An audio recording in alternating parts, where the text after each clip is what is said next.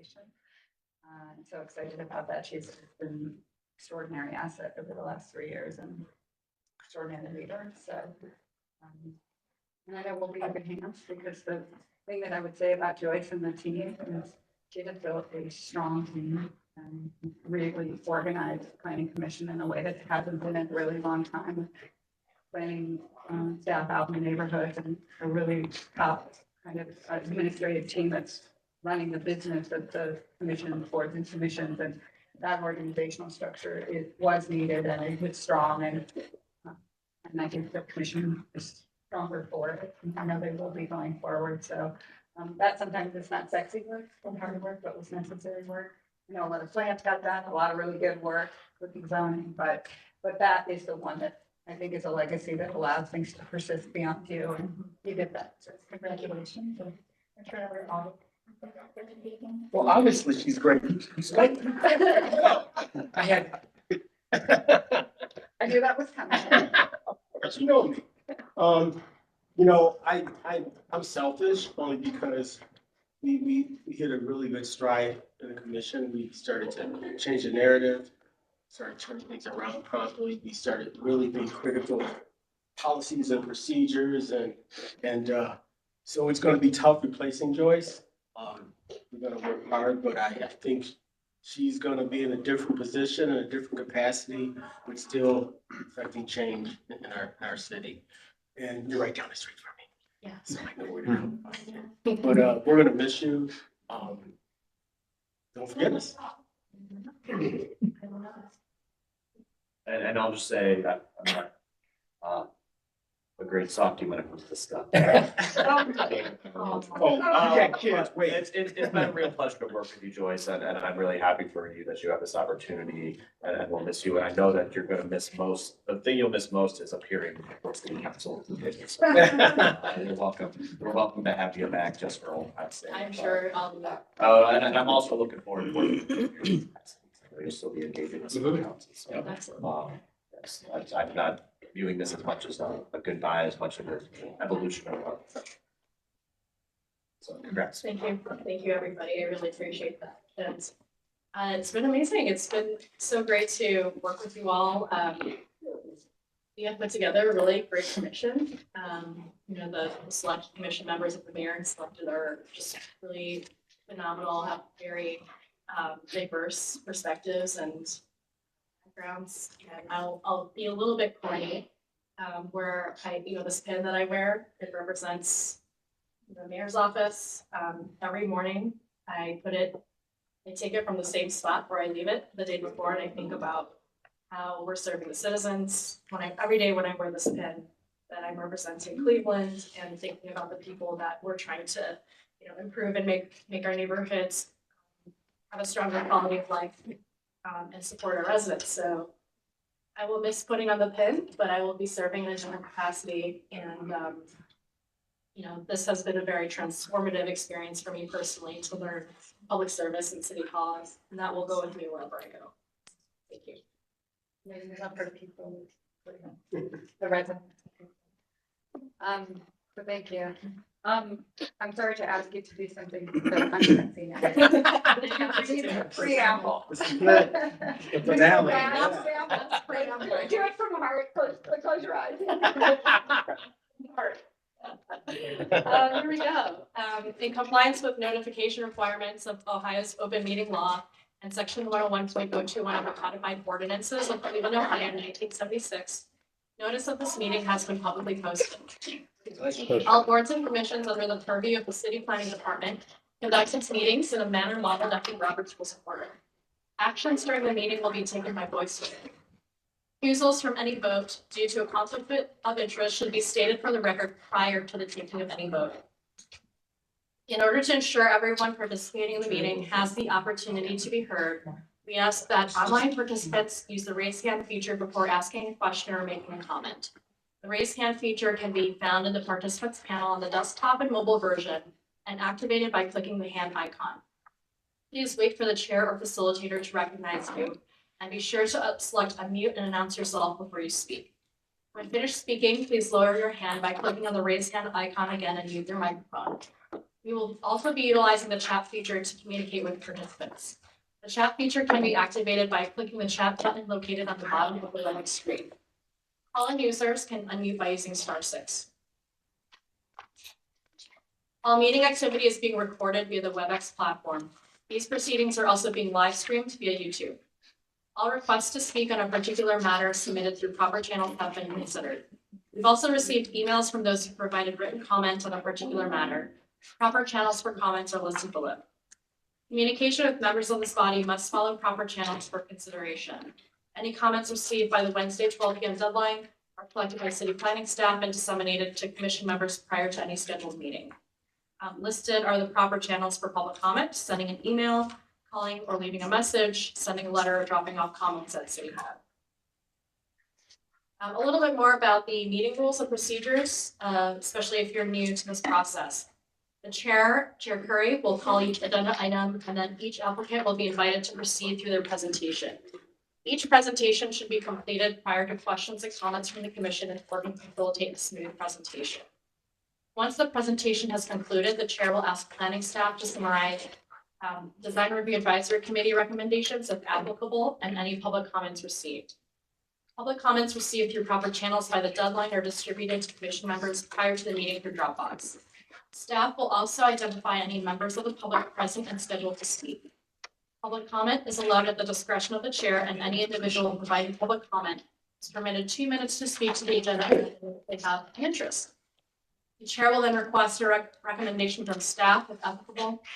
Commission will begin deliberations and project review. Any commission member except the chair may make a motion at any point after an agenda item. Thank you. That's it. All right, let's call the roll. Anthony, Present. Blucher, Present. Curry, Present. McCray Scott, Sargent, Present. Slight. Present. All right, we have a quorum. So we are gonna start with the minutes from the November 15th meeting, which we have before us and we've had in advance, so we'll ask for a motion to approve the minute from the November 15th. Chair, I move to approve November 15th, 2024 minutes as presented. Second. The motion and call the roll. Anthony, Yes. Blucher, Yes. Curry, Yes. McCray Scott, not here, Sargent, Yes. Slight. Stay due to absence. All right, motion carried. We do not have any zoning matters. We have 3 lots, but we're gonna do these in order. I'm going to swear the folks in who will do each of these as we go. And the first one is 4612 Stickney Avenue, permanent parcel number 012160005. Oh, you're not. I'm not. I'll swear you, but then state your name for the record. Do you swear to tell the truth, the whole truth, and nothing but the truth as you shall answer to the penalty of perjury? I do. Susan Broadwell, Lehan Architecture. I think they might have your slides, so we'll go. So this is for a lot split on Stickney Avenue in the old Brooklyn neighborhood.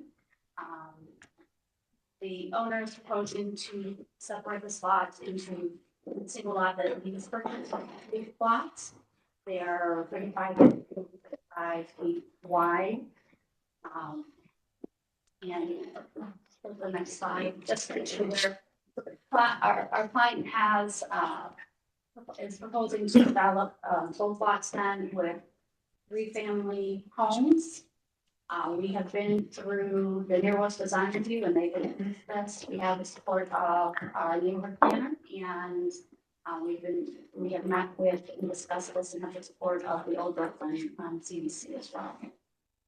3-family or 3-bedroom? It's a 3-family, so there will be 3 units in each home. Yeah, big. Yeah, so we worked with the Near West. We, the initial design did have the height of the units up slightly higher, closer to 39 foot high. We're now back down to 35. we brought that front level down so that it's not as imposing on the front street. But as I said, we did meet with Near West 3 times on this project, and on the third meeting with them, they did approve the design of the house. But we're just here for the lot split for this, since they are considered family houses, they're not townhouses. So we're not looking for the conditional use for that, but we did want to make you aware of what was coming for the. Where's this parking here? There is a parking attached, if you I see the say, garage. I think there's I some can see it, so, renderings. but Yeah, it's there's just a so couple. 2-car garage that's attached to the house, and then 1 car in the back lot. It's rentals. They will be rental, but owner occupied, he will be living in one.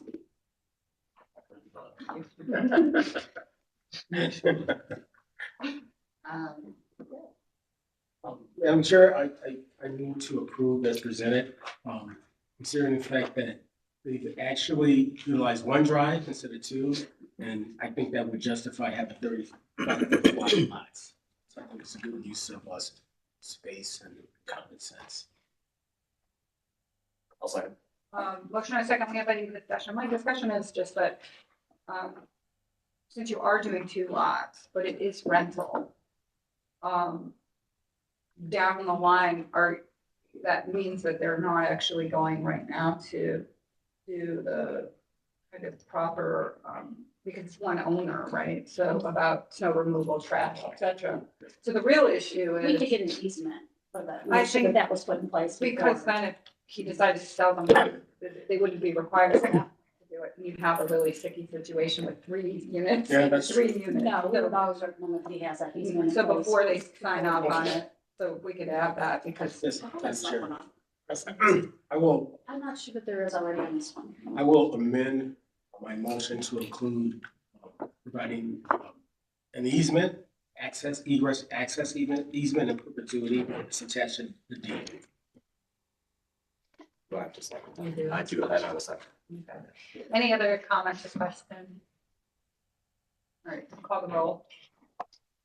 Anthony, Yes. Fluker, Yes. Carrie, Yep. Sergeant. Sergeant, He's there. Drew? Yes. Yes. Yes, Okay. can you guys hear me? There you go, yeah, you're good. and Slade. Yes. Motion carries. Gets bad connection again. Thank you very much. Thank you for your Look time. forward to. By the way, the director, that means that when the plat comes, the director will sign off once you also show it. So she has the authority not to come back to us, but Okay. she'll need to see Let's put that it to the staff. to her, what, to the next. To the person. Yeah, you can show it on the. The director has the authority. The next one is 789 Lakeview Road, permanent parcel number 110180019 and 020. John, do you swear to tell the truth, the whole truth, and nothing but the truth, which you shall answer to the penalty of perjury?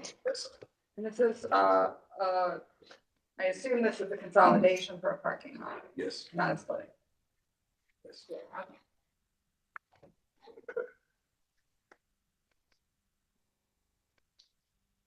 Are you, we're gonna. Would you like to share more about your Oh. project? You don't know anything about it. Here, get to that. Sorry. I'm a businessman. I have a business on the west side, the uniform, children uniforms, and scrubs. And I'm bringing it to, the east side of Cleveland as well. That's what this, it's about the parking lot. I need the parking space there. I have a building.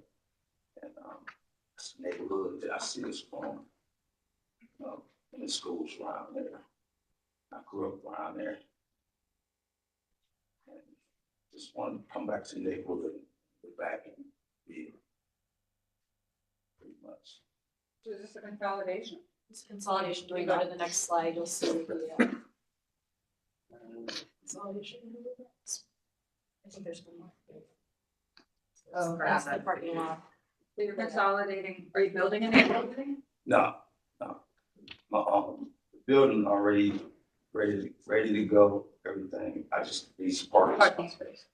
Is the building on the corner then? No, it's the building, the corner, that's, corner street is this. And it's another corner street. Where's the building? Is it that one? Yeah, right there. You're consolidating all those lots and then the corners all parking. Right?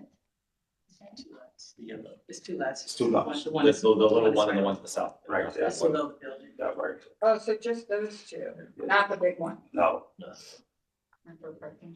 I think I understand. So that's not, there's no property line to the applicant where the building sits. Is that a third lot? someone, which one, this way? I see a line, or is that a No, line? that is what the existing lot, we're getting rid of it, we're Yeah. consolidating. I'm still not clear which lots are being consolidated. It's not graphic. You see the concrete part? Go back.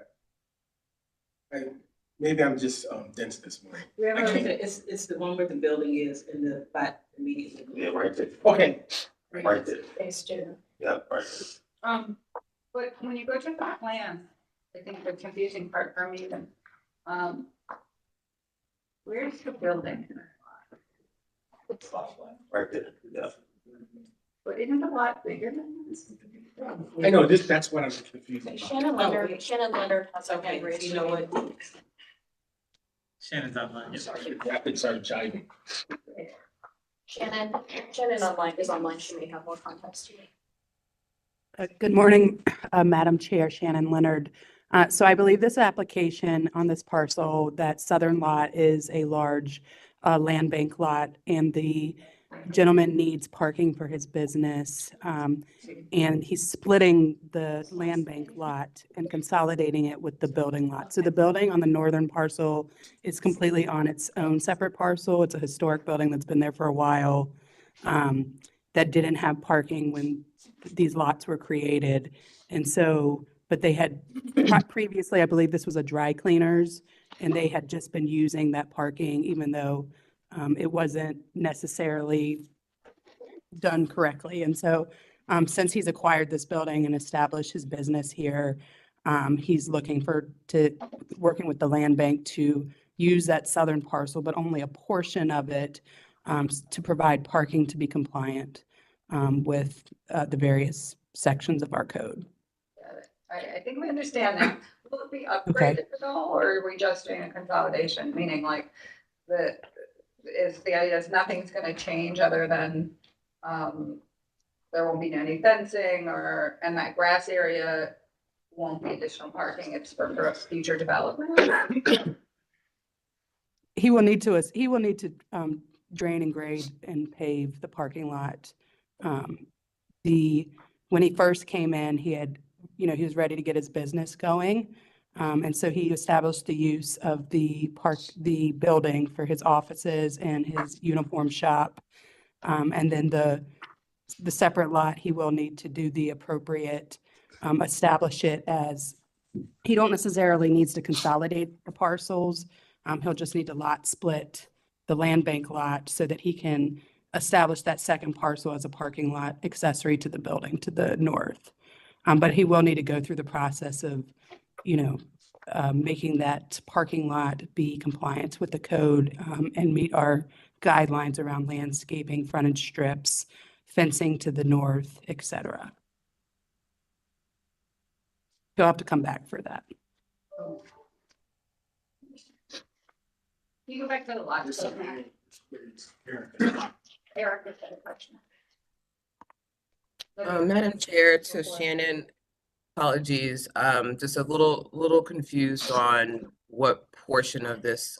Xavier, can you go to the next slide? I'm just trying to make sure I understand you, Shannon, as far as what are we approving today? So the white structure that ends with 20, that is the applicant's building. To the right of that, that's already part of that building. Does the applicant already own that portion? And is it the southern portion that we're approving today? That's correct, because they need to split the lot so that he can have the northern portion of that land bank lot. So the land bank didn't want to give him the full parcel, but they did agree to give him that portion that he's asking for the lot split today. Gotcha. Okay. Go back. Thank you. The part that now makes sense, go back to the lot split. We're gonna help everyone. So, this is the new lot. There's another parcel here, which, does that remain in the land bank? Okay, that's what was in there. Is that true, Shannon? The parcel On the corner. on the corner. On the corner, yes, at Whitmore and Lakeview, that's gonna remain in the land bank. Got it. Okay, this makes sense. I'm gonna make, you guys always know, I always make recommendations on how to present things. This is not happening. As an architect for a long time, a little bit of color, a little bit of highlighting, a little bit of bolding the lines and would have helped here. And I don't expect this applicant, because he's a layperson, so we need to meet applicants who don't have the faculties or facilities to do this halfway, so. Thank you, sir. Thanks for we apologize for the confusion and thank you for your patience. So I move to approve, lot split as presented with the caveat that the applicant intends to, redevelop the portion that's open as a parking lot and go through the proper procedure to do so. I will second. Motion and a second, call the roll. Anthony? Fluker, Yes. Curry, Yes. Sergeant? That wasn't yet. And Slight? Yes. Motion carried. Thank you, and thanks for putting up with us. We're really just trying to figure it out, and we're here to help you get through the process. But this makes sense, and I'm glad that the land bank is your partner. It seems like the land bank's helping. It's great. Thank you. And staff will work with you on what you need and want you to kind of pay and get your permit for that. Once you get started. Thank you. All right, the next lot split is West 30th and York Avenue. Permanent parcel number 00712374748. This is both a lot split and consolidation for yard expansion. Good morning, Andrew. You swear to tell the truth, the whole truth, and nothing but the truth, as you shall answer to the penalty of perjury. Yes. Okay. I think color coding is shaded. Just so you know. Well, that's very consistent. So I'm here for a lot split and a consolidation. So I just purchased a property 2900 York Avenue. And so I bought it with a property next to it. So the next door neighbor, he has a majority of it. So he kind of want to buy half of my property. So I need the backyard of it, and he's willing to buy the other half of the yard so that he has a yard for himself, for his dogs, and stuff like that. So yeah, I'm here to see if I can get approved for a lot split and a consolidation. Madam Chair, I think this is pretty straightforward. They got rid of the flag lot, cleaned it up. So I'm going to approve the lot split as presented. I will second. Any other comment? Call the roll. Anthony? Yes. Fluker, Yes. Curry, Yes. Sergeant?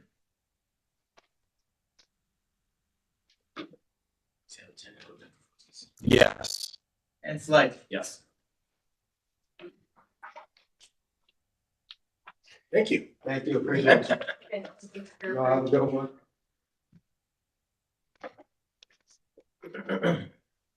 All right, next item, we're already in design review. We're going to near west. Pearl Street, this is 234 Pearl Road demolition. There are two demolitions, so it's 3 existing buildings, on one lot. It seems like we can do this in one motion, is that correct? It's one lot? I think we need different motions. Okay, so there are 2 buildings, so we're going to take 2 separate motions. 3434 Memphis Avenue and 4206 Pearl Road. So if whoever's gonna make the motion, we'll do them separately. Do you all swear to tell the truth, the whole truth, and nothing but the truth, so you shall answer to the penalty of perjury? I do. Okay, good morning. There's a lot of people here. Yeah. I'm And intimidated. I think we'll turn it over to the councilman first. I assume you would like to speak first or last, it's up to you. You don't even need to be sworn in. I You can normally sworn was- in for the rest of your life. I normally, yeah, on the Constitution. A little bit last, but, Madam Chair, this is the most important project. 50-year history of Old Brooklyn since any of us have been alive. Okay. Everybody here is under 50, right? Okay. This is not only terribly exciting, this is at its heart a preservation project. We are trying to save a 100-year-old church, and make it the centerpiece for the next 100 years of the neighborhood. This is downtown Old Brooklyn. I won't steal their thunder, but this is a fantastic project. I'm here with bells on. Thank you for the speech. Okay. All right, go ahead. Perfect. So if you maybe take us to slide 6 of this letter. So my name is Lucas Reeve. I'm the executive director of the Old Brooklyn CDC. We'll hear from Jeff with the design team and likely Jim as well, who's project manager of this project. But I think the first thing I want to highlight for you all is that this is very much a CDC-led project. And so we currently own and have assembled some parcels in Old Brooklyn. You'll hear a lot today from Jeff about the history of the buildings on those sites, what we're planning for the future. But the thing I really wanted to highlight was not only is this a CDC-driven project, but it's very much a community-driven project. Over the last 3 or 4 years, we've engaged with about 650 people across the neighborhood. These are neighborhood stakeholders, residents, business holders, and so on, to make sure that they were involved in this process. Knowing how critically important this project is for the future of the neighborhood, we wanted to start with the people in the community to make sure that we were bringing all of their thoughts, wishes, and desires into the project as we move through design. Most recently, with our community engagement, we did a digital survey online. We did an in-person open house at one of the local coffee shops. We also did all of our engagements in both English and Spanish, wanting to ensure that we're getting feedback from everybody across the neighborhood holistically. I think generally, if you want to go to the next slide there, in terms of, or maybe back to, I'm sorry. In terms of, perfect, it's actually. In terms of our most recent community engagement, a few things came to light that I want to highlight. One, folks in the neighborhood really want to have increased access to public space. It's neat in our site plan and our design that we have a larger public space that will be accessible to folks in the neighborhood. They're very excited about the potential to add more apartments to downtown Old Brooklyn. This is a transit-oriented design. This is right along a major transit corridor that we'll be seeing improvements within the next few years as well. So very important to be able to add more housing density to downtown Old Brooklyn. Currently, there are less than 100 apartments in downtown Old Brooklyn. So very much a need to add more housing. And also the last two things that they mentioned that we're really excited about is one, signaling positive change and momentum for Old Brooklyn, a neighborhood that is, over the past few years has sort of stabilized itself, but is very much in need of further investment to get it on the right track for long-term sustainability. And then the other big thing is we're very excited about creating a dense, walkable commercial district that is safe, that they can participate with, that have really great businesses. And we believe that this project will be a catalyst to helping to deliver on all of these things. So I'll turn it over to Jeff and we'll walk you through the rest of the presentation. So there are, I'm bad driver with this. There are a decent amount of slides in the presentation, so if there are any questions, please let me know. I can step into a little bit more detail.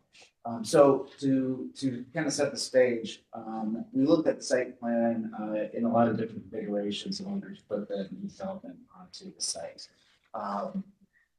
After review, the buildings that are labeled 9, 4, and 3 really the buildings that after that review include the buildings that were identified for removal to reset the site to its original condition. So just to orient everybody to the site, to the north we have existing commercial buildings. The street label is not really legible here on the screen. So north-south is Pearl Road, and then east-west from the south side is Memphis. In between the commercial buildings live in 8, and then the St. Luke's Education Addition is an open space. Currently, that was the original site of the Pearl Road Methodist Church, which was burned down due to fire a while ago. St. Luke's Educational Addition, as you'll see in the further in the presentation, is in pretty bad repair. It is in addition to the principal building, which is the St. Luke's Sanctuary, marked item 2 here on the site map. The goal really is to preserve and invest in St. Luke's Sanctuary to keep that principal structure. Working our way down, we also have item 3, that's the green line commercial buildings. They are smaller retail buildings. We will also go into a little bit more on the item there, requesting those buildings. And then item 4 is a non-conforming use as a single residence that is linked to a commercial site. That's item 4, asking for removal of that structure. And then lastly, the Pearl Road Methodist Church, item 1, which would be the main core of the site that we will be building off of, will be also invested in renovating to sustain itself in the future. So we just want to go over the history of the site. Originally, the church, Old Wooden Church, was built in 1860. So, as a lot of you know, there's a lot of heritage in this downtown area and surrounding areas.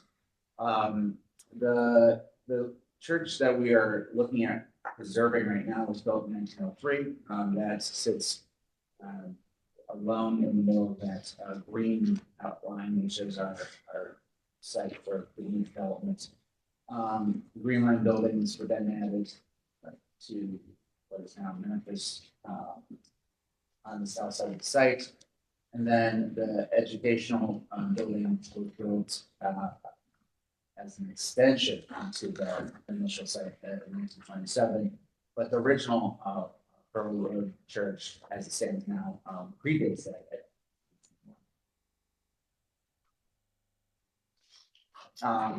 So just to add some more context on what Lucas was saying, the arc of the history of the site, you kind of see it into the 50s. We have a decline in the church goers in the late or early 2000s. Let's say St. Luke's closing its doors in 2011. In 2014, there was attempts to sell the church, but it has really sat for that part of it. So as we look at the site context, this is that commercial building to the north, located just north of that green space. This is outside the bounds of our site. It's just as part of the context of this engineering. This is a historic photo showing the original St. Luke's. The open space between that and what was the Pearl Road Methodist Church. That church to the north, church that burned down, and then the congregation did move to, as you can see, behind the church, which was an administrative bishop for Pearl Road Methodist Church. And that is where they currently have their congregation. The lot in between was actually used for a lot of different uses. As you can see, it was actually used as a lot for some time. Currently is used for community activities. That's something that we'd like to expand on, including of farmers markets and other community events. So this is a shot from the southwest corner of Memphis and Pearl, showing the principal building, the St. Luke's Church, which we are investing in to preserve. The educational addition is that building to the north that we are looking to remove to expand that community green space. And then to the left, you see the commercial building that we're also asking for. This is another shot where you can better see the single family residence that is sitting on the back lot of that commercial.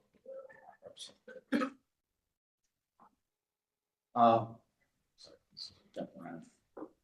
Really jump around. Okay, so the Green Line buildings. One of the reasons, well, several reasons that are contributing to our request for removal is there is a. Sorry. Yeah. All right. So the Green Line buildings, they are in poor shape. They are also really impractical as sustainable retail spaces compared to other retail buildings in the immediate vicinity. There's also hazardous material that are found on site that will be remediated through removal of the building. We also have seen some potential break on the facade, facing facade of the behind buildings. And additionally, the electrical and mechanical is in very poor shape for these buildings, contributing to the cost of remediation and updating that is really not economic. Here are a couple shots showing some of the existing of the buildings. And this chart is really showing a comparison of nearby commercial buildings in comparison to the Green Line buildings. Note that they are leased. There is accessibility issues, again, the central air and the heating and cooling is under code. And just the retail space itself is a lot smaller than modern retail spaces. The St. Louis Edition has extensive water damage throughout. The bottom floor is completely deteriorated and it's not safe to walk on. There's also corrosion of concrete, spalling of the brick, tech cleaning required throughout the entire building. There is significant water damage to the north stairwell, which is causing failure. Additionally, there's hazardous material that was found in the building. Those materials will be remediated as part of this process. These are just a couple of pictures of the existing condition of the St. Luke's Educational Edition. Shows water and mold damage. To the lower right is the ground floor and completely deteriorated and rotted out, along with water damage that is contributing to the deterioration of plaster and drywall throughout the building. These are some pictures of the deterioration of the concrete, which is in the front patio of the buildings, which eventually will become a public hazard. And only all this would be remediated. I don't need to put it on, but we believe you on the building. Okay. We probably just need to go to see what you're proposing. Okay. Yeah. Because, we understand that this is different than just a single demolition with no proposed use, Good. that you guys are doing a significant redevelopment. So the redevelopment is actually in some ways the driver for this one versus the condition of the buildings, although we know they're in bad shape. So the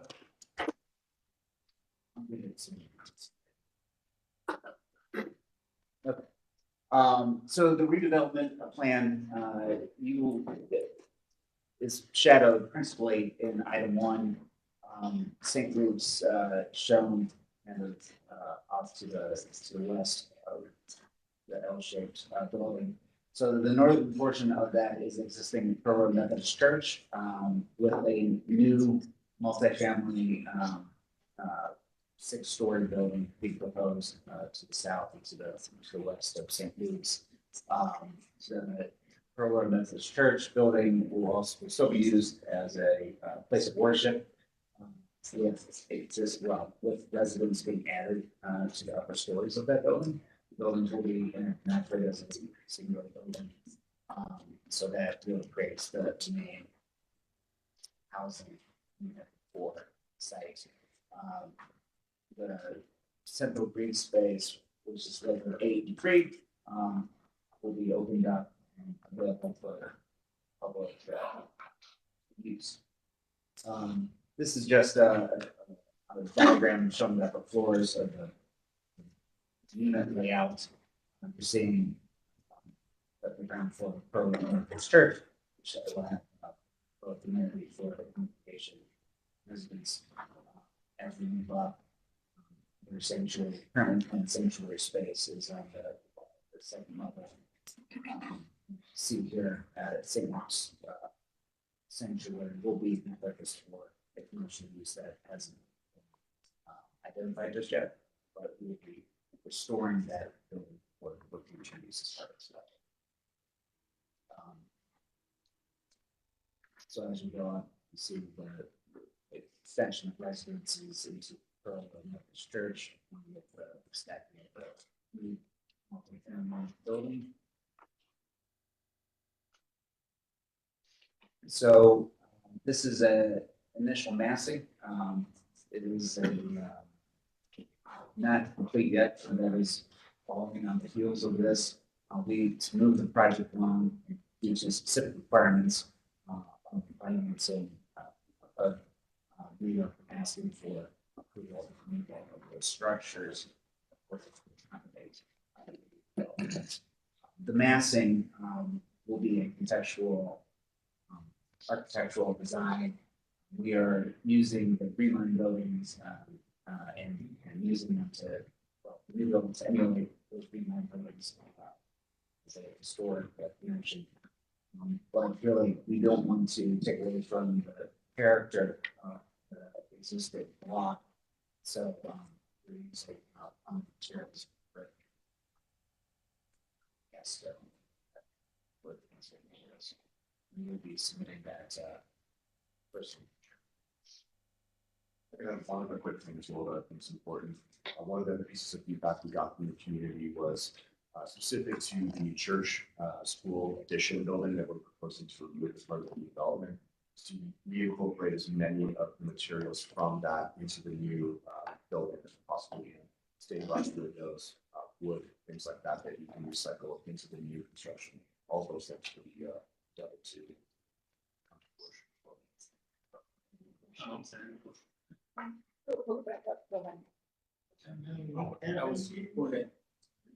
Turn it over. Yeah. Oh, okay. They're gonna bring it back up. You lost the internet. Okay, I missed this maybe. What, is it affordable housing? Market rate, is it a mixed income deal or? what? It's fully market rate. And that was a result of doing the market study and what the community had expressed they wanted. There were previous iterations that were proposed by other developers that had 100% affordable component, and the community rejected it with the stop project. And sure, let me then allow myself to revise my question. Is it workforce housing? What type of market rate are we trying to hit here? I mean, because, you know, if it's high-end market rate, that's one thing. If it's there where people can afford it, and you're not displacing folks because they have to look elsewhere for new affordable housing, that's another conversation. Yeah, so we're working through several layers of capital that are all federal origination. This project is going through the HUD 221D4 process. That forces us to really examine what the holistic market is. And so we actually have to work with the AFL-CIO pension funds are a primary investor on this project.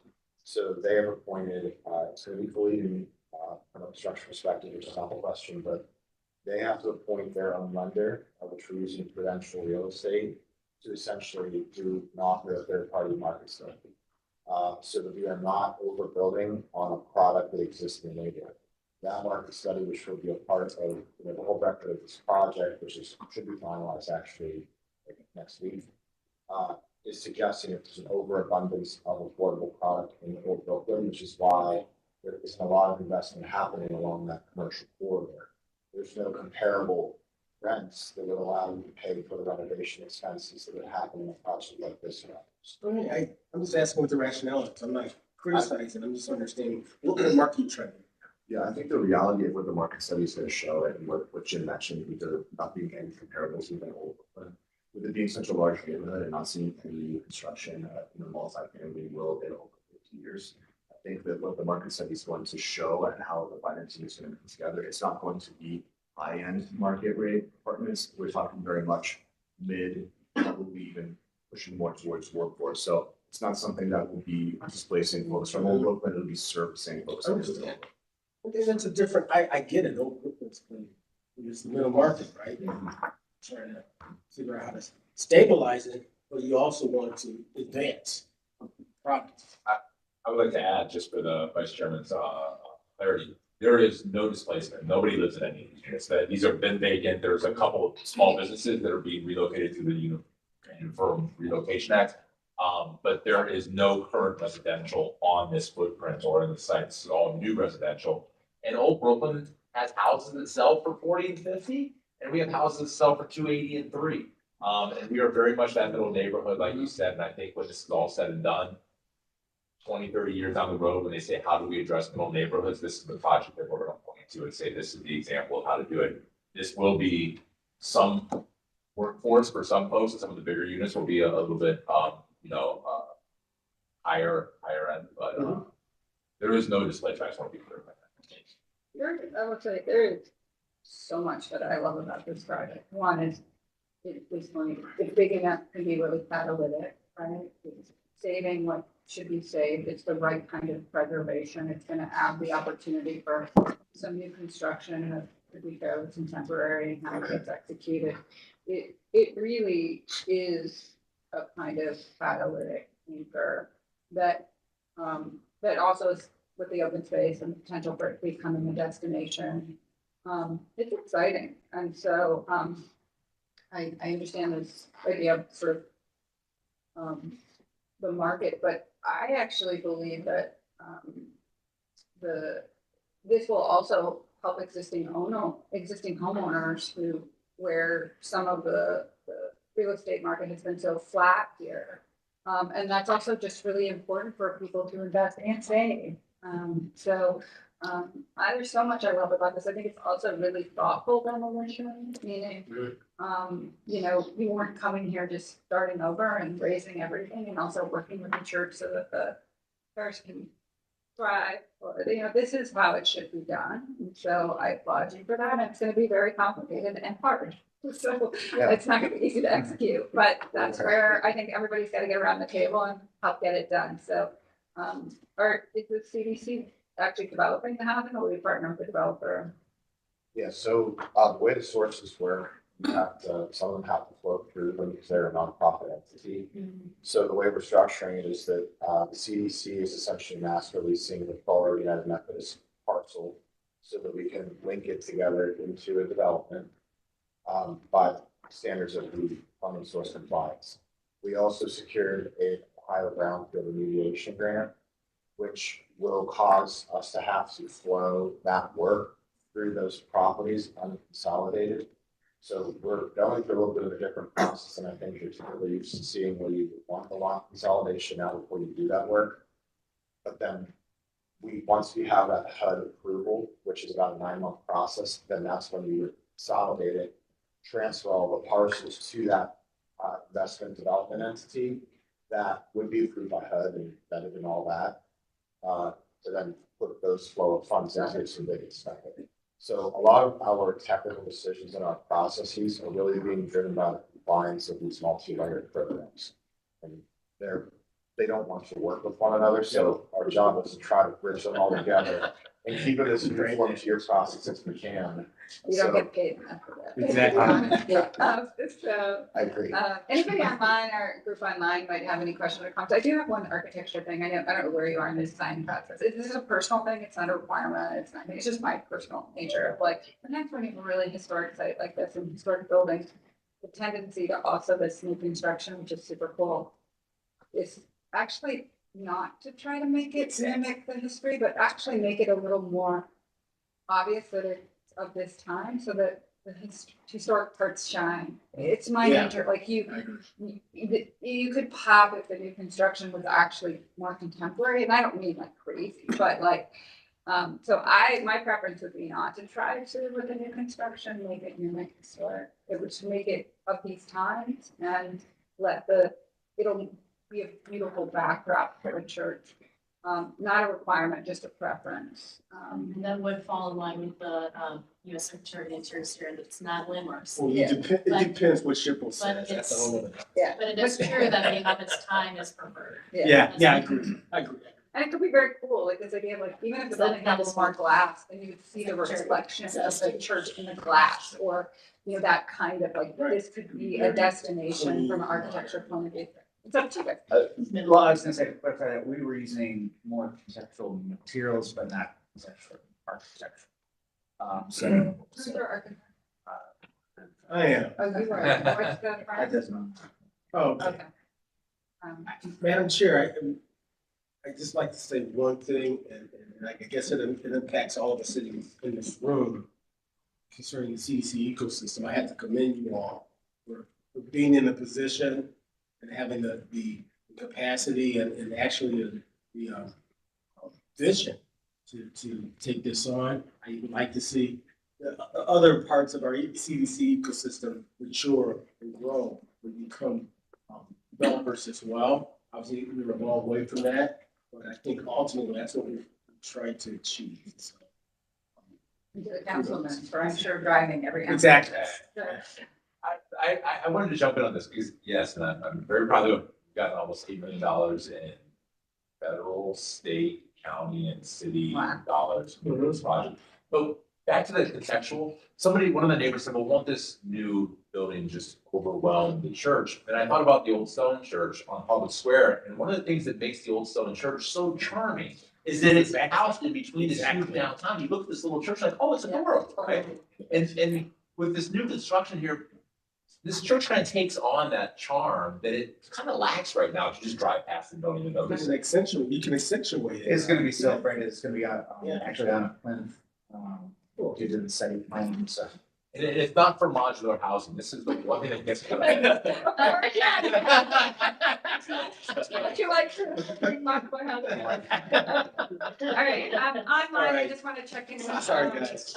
Check in with Drew or Erica, if you're okay. We're gonna need 2 motions. We are not here for design. We are here just for the demolition. And we'll need 2 separate motions for the addresses. And I would say that we were handed out the rationale criteria for demolition.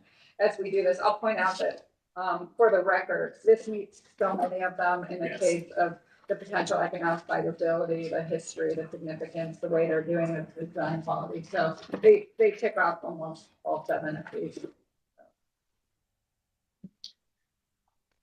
Okay, well, Madam Chair, I move to approve 3434 Memphis Avenue demolition as presented.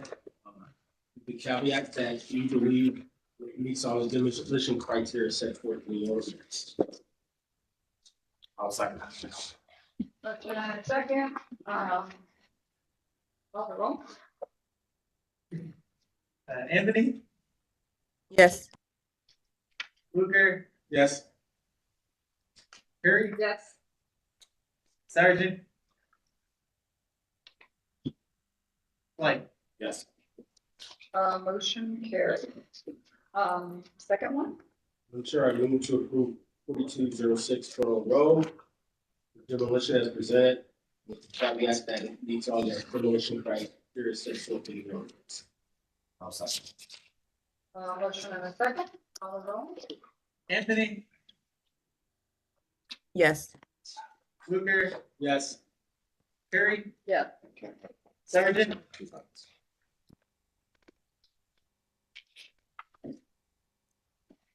Sergeant? Drew, is that a yes? Not. Yes, I'm saying yes. I don't know about audio. There you go. All right. And Blank. Yes. Motion carried. Thank you all. We'll see you Thank soon. you. Yeah, Thank wait. you. If you would like to come. when it, Oh, you'll be there. Everybody will be there. Northeast Design Review, this is the 2024-006 Arcade Place. This is new construction. This is for final approval. It was approved at local, but with 4 conditions. So if you can take a look at your agenda. I'll swear you in. Since this is for final, I'll ask you to really just focus, you know, on obviously the highlights of the project, but those 4 for us. We tend to not go down the weeds on design review, but just check in. So, you swear to tell the truth, the whole truth, and nothing but the truth as you shall answer to the penalty of perjury. I do. Okay. And you're set, right? I am. Good morning, Seth. Good morning. Thanks for having me. It's an exciting day. I am excited to present to you the first ever townhome modular construction project in the history of the city.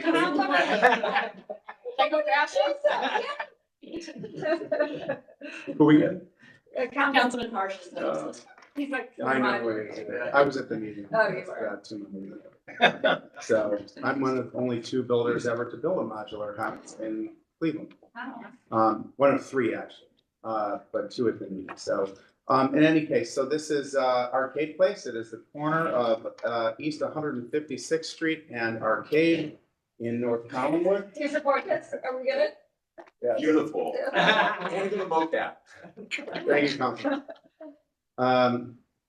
It is a 6-unit townhome, single-family fee simple project. We intend to divide the 2 existing parcels into 7 parcels. 6 will be the single-family lots and 1 common lot. That's the current corner. If we, do I advance or do you? I got it, it's like delay. Okay, gotcha. That's the current corner, a couple of buildings nearby. The garage. There's the site plan, garages are detached, you know, we designed this in a very similar type of a project to a lot of our Cleveland communities. Tremont has a lot of these where you have a detached garage, entry to your garage from a sort of a back alleyway into a private fenced yard, and then into your own home. The units will be 1,175 square feet each, 2-bedroom, 2.5 bath, each with their own full basement. It is nice open concept, island kitchens, open to a large living area. You know, through design review, we did some interesting elements to this, making sure that each of the units did, you know, look different than the other. So the you know, sort of the multicolored concept there of the townhomes, and as you can see, each has their own private fenced backyard. I think in relation to, you had mentioned 4 items. There were 3 were landscaping. Yes, so. And 1 was just the proportions of the windows. Yes, so if we go to, well, if we go back to one more. Okay, there. So that's the proportions of the side windows there. You can see 32.9 square feet of glazing on the sides. That exceeds the required capacity by about 7%. And then 1 back. They're the between 3 and 7 feet. You've got glazing of 30. That's 144 total square feet of glazing on the front of the building, and that means that each unit has 24 feet of glazing. And the fronts are 22 feet. So that is a percentage of should be on there.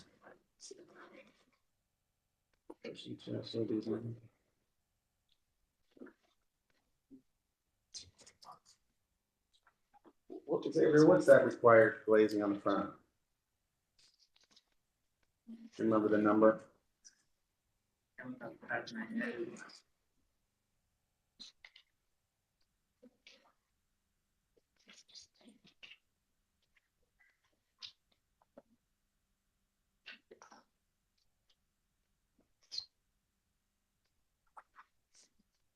$25. 35% is the percentage you needed for the. 35, okay, so. I mean, you don't have to give us the. Yeah, exact the percentage is I correct. mean, the question is, what were they asking? They were saying they wanted more, or saying? No, they require, there's a percentage required of window glazing. And we had to confirm that it met. the- Oh, the thank you. zoning. Yeah. It sounds like. Okay, And yes, and it does. Sorry about that. and there were 3 landscaping things. Yeah, so if you go to the landscaping plan, well, 2 things. Number 1, we did a tree preservation plan. On the tree preservation plan, you'll see that there were 4 trees that were in good condition. We intend on keeping obviously those 4 trees. And then in our landscaping plan, which is about. Keep going. So that's the tree preservation plan. If you go back 2, please. Right there. So we were asked on the left and the right side of the actual housing structure. We had trees there, and we changed that to a landscape bed. So you can see the landscape bed now goes from the front of the house around to the side. We had 5 trees along the fence line. We reduced that to 3 at the request of the commission. And then in addition to, there are a number of fair and poor trees from the tree preservation plan on the site, a lot of just nasty brush. We intend to clear that site. We're adding 17 new trees to the site. So we're adding actually more trees than we're taking down that are in poor shape. And of course, adding a very nice landscaped plan. And in the renderings, that shows all the landscaping. At the end of the day, will these, because of the modular and how you're doing them, and will they cost less? What's the right price? So, yeah, it's just as a conversation about modular, and since the city is finally, gung ho on modular. Modular is not necessarily less expensive. It is in my opinion, a more quality build. Anyone I know, the director has been to the project that we built on Colgate. You walk a modular house and it is solid. It's not built in snow or rain. It's not I did new construction in Little Italy for a developer recently, and I had to tell them it's raining in the house. I'm showing the house. During construction, it's raining, but the roof wasn't put on. This doesn't happen in modular.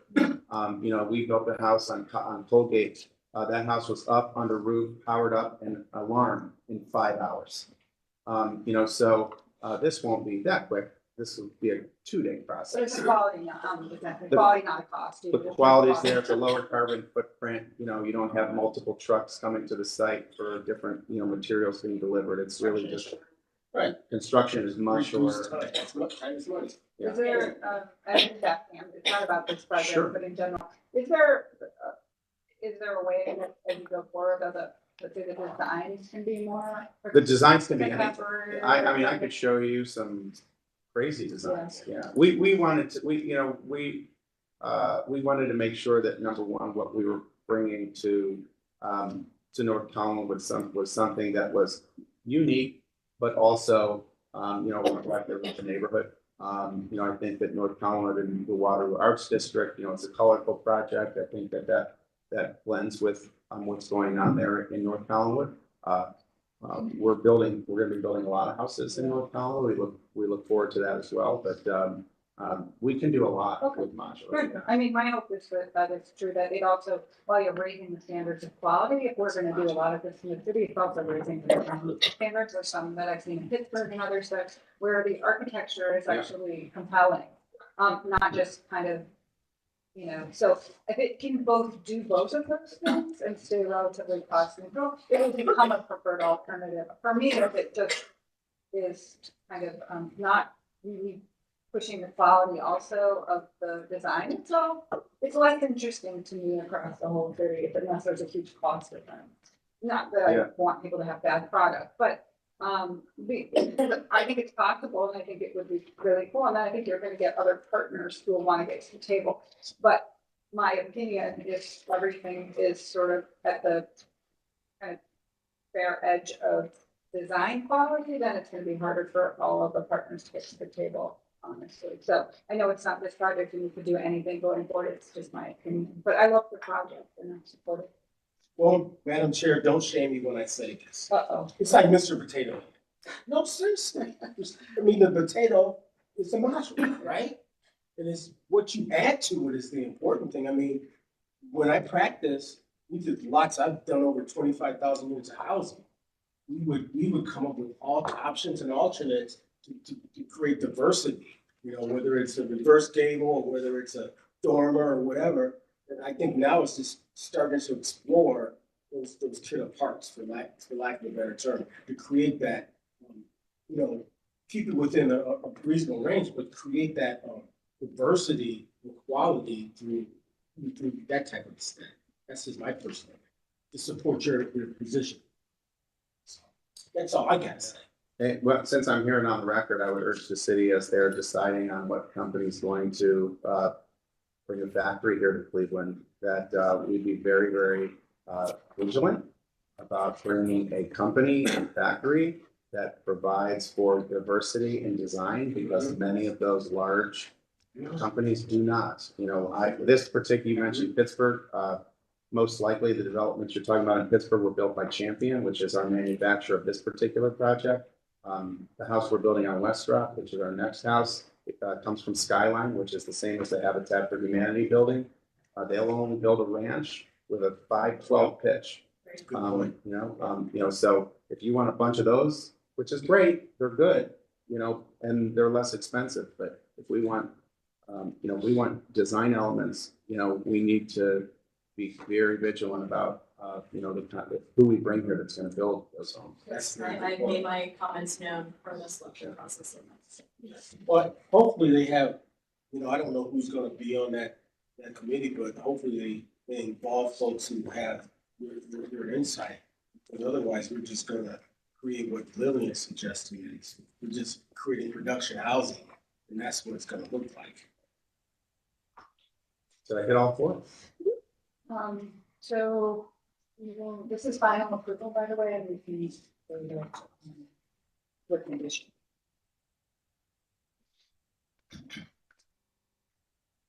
Okay, I guess no one wants the motion, I'll go ahead and do it. What's that?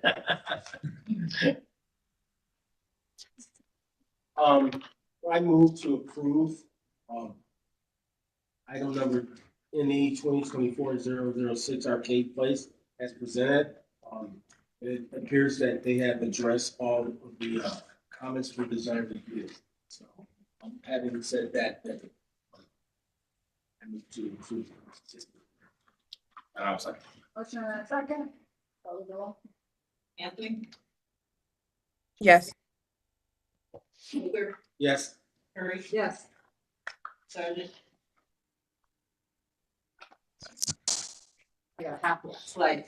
yes. Motion approved. Congratulations. Can't wait to see them. Want a tour when they're done. Got it. Next item is postponed, so we're gonna go on to page 9. Get more deep design review, 2024-025, Garrett Square Senior Apartments. This is signage. It requires a variance. And Mark, are you here in advance, sign or online? This is for final approval. There were, some conditions stated. I'm sure that, staff will have some comments with the signage. There were 3 conditions. Is, Mark on? With this one, we can move on, Postpone? yes, because they wanted to withdraw last minute. All right, so we have a motion to postpone. And what signage or the demo? The signage, Okay. Fair Square, Excuse me, sorry, I also have a comment. After further reviews from Shannon Leonard, it's been determined that they don't need variance for the plate sign. So we don't need to postpone. What do we need to They do? just need, Withdrawn. okay. Okay. Withdrawn, So we'll, they we'll were- do it administratively. Okay, all right, thank you. So let's go on to page 10. This is Northeast Design Review 2024-116 Churchill Gateway. This is at 10700 Churchill. It's new construction. It's also for final approval. This was approved with one condition, a very small one, that they make the benches ADA accessible, but a very important one.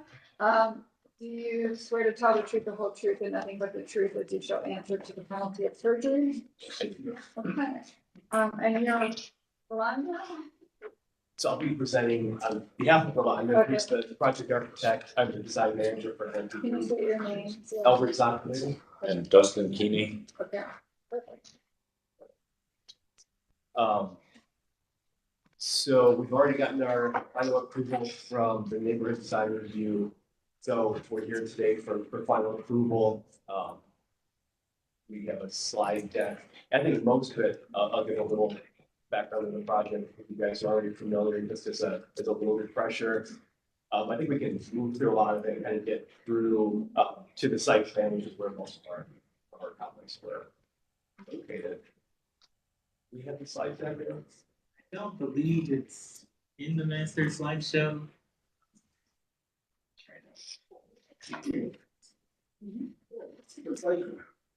Yeah, yep. Didn't we just see it? We did recently. Yeah. Didn't we say it big enough? I don't know. I thought we did because of the arrangement of the playground. We figured it out. Reach out to Harvard's playground and Go. Well, make it sure. To be honest, Yeah, well, I to guess be you honest, make it. if you just want to tell us about that. we might So not- basically what it was, Yeah. we've rearranged the site plan. We have accessible benches now. It looks very similar to what we went over. We're still using, I think to address your comment specifically, we had talked about, is this kind of a different program for how kids are playing, or is it even like outdoor fitness? We did explore those avenues. We ended up with something very similar to what we had to get. The reason is, we get points for funding through OPA. We submitted what we had twice. This is kind of what they're comfortable with, this is what we have approved through them.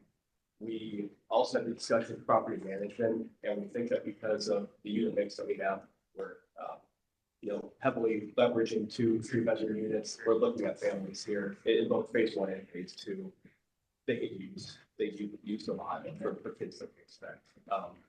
So yeah, without the site plan here, I think that's pretty much it. And old Mark Schmutz at OFA, I know. Yeah. Well, Okay, were you guys okay with that? I'm okay with it, because I remember it. I didn't think it was coming back, I thought you were dealing with that anyways. Zoning, yeah. Yeah. Okay, Well, so let's give them final approval, we can go on. So I'll move final approval of 2024-16. Second. Motion and second, call the roll. Anthony, Yes. Luger, Yes. Harry, I'm gonna stay, but I'm not doing that. Sergeant, Yes. Slide. yes. Motion carried. Sorry, we made you come all the way down to that, but that's okay. All right, there you go.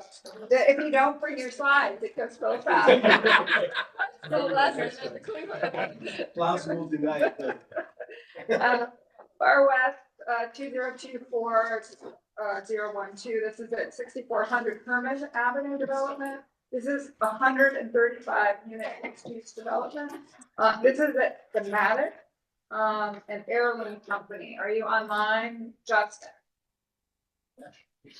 Do you swear to tell the truth, the whole truth, and nothing but the truth, as you shall answer to the penalty of perjury? Excuse me, Justin, you're still muted. How's that? There you go. Thank you. All right, and just, as I said, this is for schematic. So go ahead. Sure. Thanks everyone for being here. Here to present our proposal for a new residential development in Gordon Square. Our group previously developed the Wellion around the corner at Detroit and West 57th. And we're excited to kick off another project in this neighborhood. 6400 Herman Avenue, adjacent to the west edge of Herman Park at Herman and West 64th Street. Just over 2-acre site, currently a vacant former industrial property that's over the years fallen into severe structural decline and obsolescence. It's central, as you can see in this slide here, to a density of recent new construction. The white circles represent completed projects. The orange circles represent projects that are in some phase of planning or approval. You can see through the Edison, Scion Park. Here's some shots of the existing condition. You can see as the neighborhood has kind of transitioned from the industrial past into the present day, this mixed use, dense residential urban neighborhood. You can see in the context here that there's really a mix of architectural styles, from former industrial to kind of a modern new construction, some historical housing, and again, mostly low to mid rise here. And if we can go to the next slide, please. There's a view looking southwest here onto the site. Next slide, please. And we can go to the next one. So as you can see, as we kind of zoom out from the aerial, we're right in the center of the screen here, and you can see this green space that sits in the middle of this really dense mixed use residential walkable neighborhood. It's currently underutilized and under invested in, under programmed. If we can go to the next slide, please. We attribute a lot of that to kind of the existing condition around this park. It's surrounded it's bound on two sides by former or vacant industrial properties. And currently on our site, which you can see here, there's a 20-foot tall chain link fence that separates the park from this property. Next slide, please. And we can go to the next one. Just some existing site conditions. The property itself was built in 1931. It's gone through a range of industrial uses, from, as most properties in this area, battery storage and manufacturing, to metal windows, and most recently it was a products chemical factory. Above ground tanks, below ground tank farms. The property itself was vacated in mid 2023. Next slide, please. And next slide.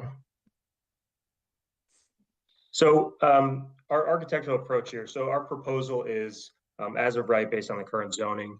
Over the past weeks and months, as we've been working on this, we've had a number of conversations with key local stakeholders in this area, including Councilwoman Spencer, members of the Northwest Neighborhood CDC, a local city planner, representatives, of course, from Parks and Rec, as well as the immediate neighbors of the site itself, just to really understand their respective views on the site. We wanted to understand really early on how we should approach a development here that would be both supported by those officials and stakeholders, and also would best serve the block and the neighborhood that it sits in. So those conversations were really fundamental in our conversations with our architects, and really formational in how we have approached the footprint here and the architectural design. Next slide, please. The number one priority across the board from every conversation we've had so far is really maximizing the engagement with the park that is non-existent today. Treating that east facade really as one of the main architectural facades visually, and also taking kind of a front door approach to the design typology of that facade and of our programming there. Scion Park, which sits across the way on the east edge of the park, was referenced as kind of having successfully designed for the engagement that's being discussed. The next slide, please. Secondary to that, kind of 1A and 1B, is enhancing the street wall that is currently provided by the existing building, and how do we improve that pedestrian experience? How do we maintain kind of that substantial nature of the existing brick structure and design new construction that's really representative and fits in with the immediate context? Next slide, please. And in a similar conversation around the north edge of this property, which sits adjacent to an old abandoned rail spur that is currently in the process of being redeveloped by the Western Reserve Land Conservancy to create a recreational trail there through the block. So really treat that and make the assumption, operate under the assumption that that trail is imminent. So those, next slide, please. So those priorities really create a pretty logical footprint here, which is a backward C shape that we are proposing a 4-story wood frame structure. This layout and site plan also allows us to tuck all of the parking within the property, almost entirely hidden from view. So overall, at our previous meetings at the local level, we've received really positive feedback about that approach, and there's some items that we have been studying further and have addressed here in total. So again, as we look in plan, the focus on maximizing the engagement with the park and the pedestrian experience along Herman. Our main entrance is on the south side of the property towards the east edge. We're envisioning that block of programming to really be focused on enhancing that pedestrian experience and that public-private engagement. So we've planned for this space along Herman to have some actual light commercial retail uses, including potentially a shared office space and a coffee shop along there that kind of spans from Herman towards the park. And again, really enhancing that experience and drawing some activity and density towards the park itself. Our resident parking is accessed through a single drive on the southwest corner, 141 space parking lot for the 135 market rate units. So you can see here also there's the ground floor units along the east side of the building, fronting the park, and also the north side fronting the future Western Reserve recreational trail. And all of these ground floor units feature a walkout porch with steps directly accessing those public spaces. With the resident amenity space kind of tucked in the northwest corner within some dense landscaping. The next slide kind of takes you through the typical floor plan of 2 through 4, a mix of really largely 1 bedrooms with some 2 bedrooms and a 3-bedroom unit that stacks up. Next slide, please.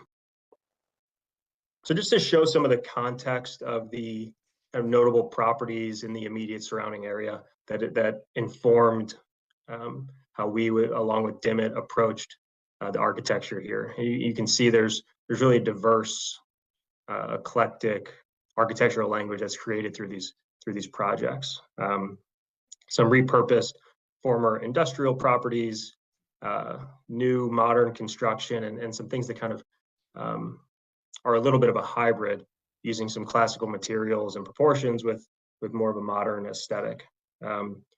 Next slide, please. So here's the proposed design. You can see here looking northwest from Herman Avenue. The primary material that you'll see on the south side is a dark brick, again, really alluding to that existing masonry building on the site and in the context, and then providing that visual weight and substantial nature to the project itself, enhancing that street wall with the shared workspace along Herman. And then you can see the cafe and lobby wrapping that corner and opening up onto the park. Next slide, please.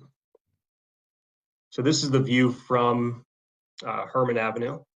The material that we've paired with that masonry is a wood or wood look product that kind of marries that with a more modern aesthetic, something a little more organic that's going to be featured on the east side mostly. So if we can go to the next slide, please.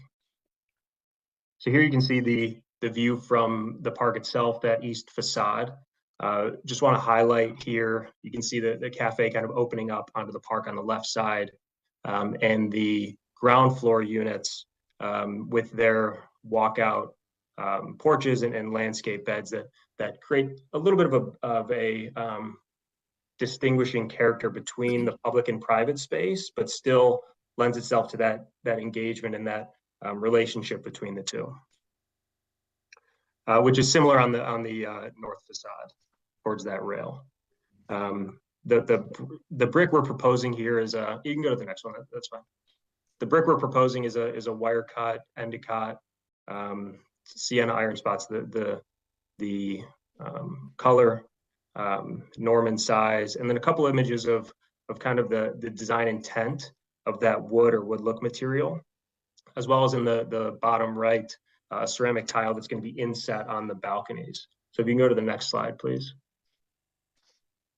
So this is just a detail of how these materials work together on the facades.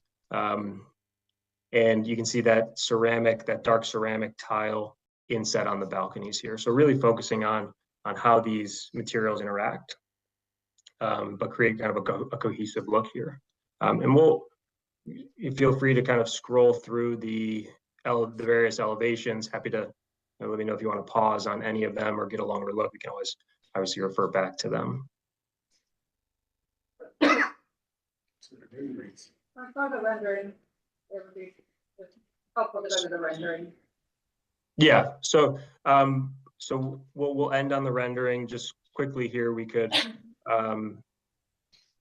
just some early proposals for street lighting, path lighting, site furniture, and the landscape beds for those ground floor units. And then the last slide, our second last slide, will be the proposed tree species for the parking lot canopy, the street trees along Herman, and then the right half of this slide, the proposed kind of layered approach to the ground floor landscape beds. Last slide's a rendering that we can pause on, and thanks for the time. Look forward to talking about this. Thank you.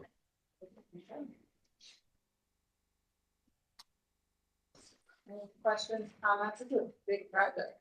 Well, I would just like to commend, the developer and the architects who really thoughtfully lay out how they wanted to address the frontage on all sides. I mean, because it really is. I mean, this is a building with, every side of the building has to address something, whether it's street or park or obviously a future path. I like the iron spot, the wire cut brick, that stuff is really nice. It ain't cheap, so I appreciate that. Right now, maybe it's the rendering, it's coming off a little dark. And not that I'm a proponent of gray because we do too many beige and gray buildings in this. So I think it'll come off pretty well, depending upon how the wood texture and the color, and how warm or not the wood appearance might be with that panel against that brick. So, and again, I think it's a nice use of glazing. I think everything looks good to me. I totally agree. I love the architecture. I love the expansiveness of the windows. Expansive. I actually think that in execution with these materials, it will be warmer than it reads in the rendering if we all the combination. I think it's beautiful. Hopefully, my audio is coming through Very well. clear. Yeah. I just wanted to say one thing. I think to the vice chair's comments earlier, I think this is one of the best presentations I've seen in planning commission, like thoughtfully kind of laying out a narrative. I just want to commend the presenter of like putting this together, giving us a real understanding of all the things that are important with regards to the project. I hope we see more presentations like this in the future. Thank you. If I can comment to Mrs. Joyce Vaughn, the director. I think that the thoughtfulness around the green space, I mean, it's just like wonderfully European in that way of like, you're really surrounding now this park with residential, the eyes on the street where, if you have families, you can look out the window and see your kids playing in Herman Park, that sort of thing.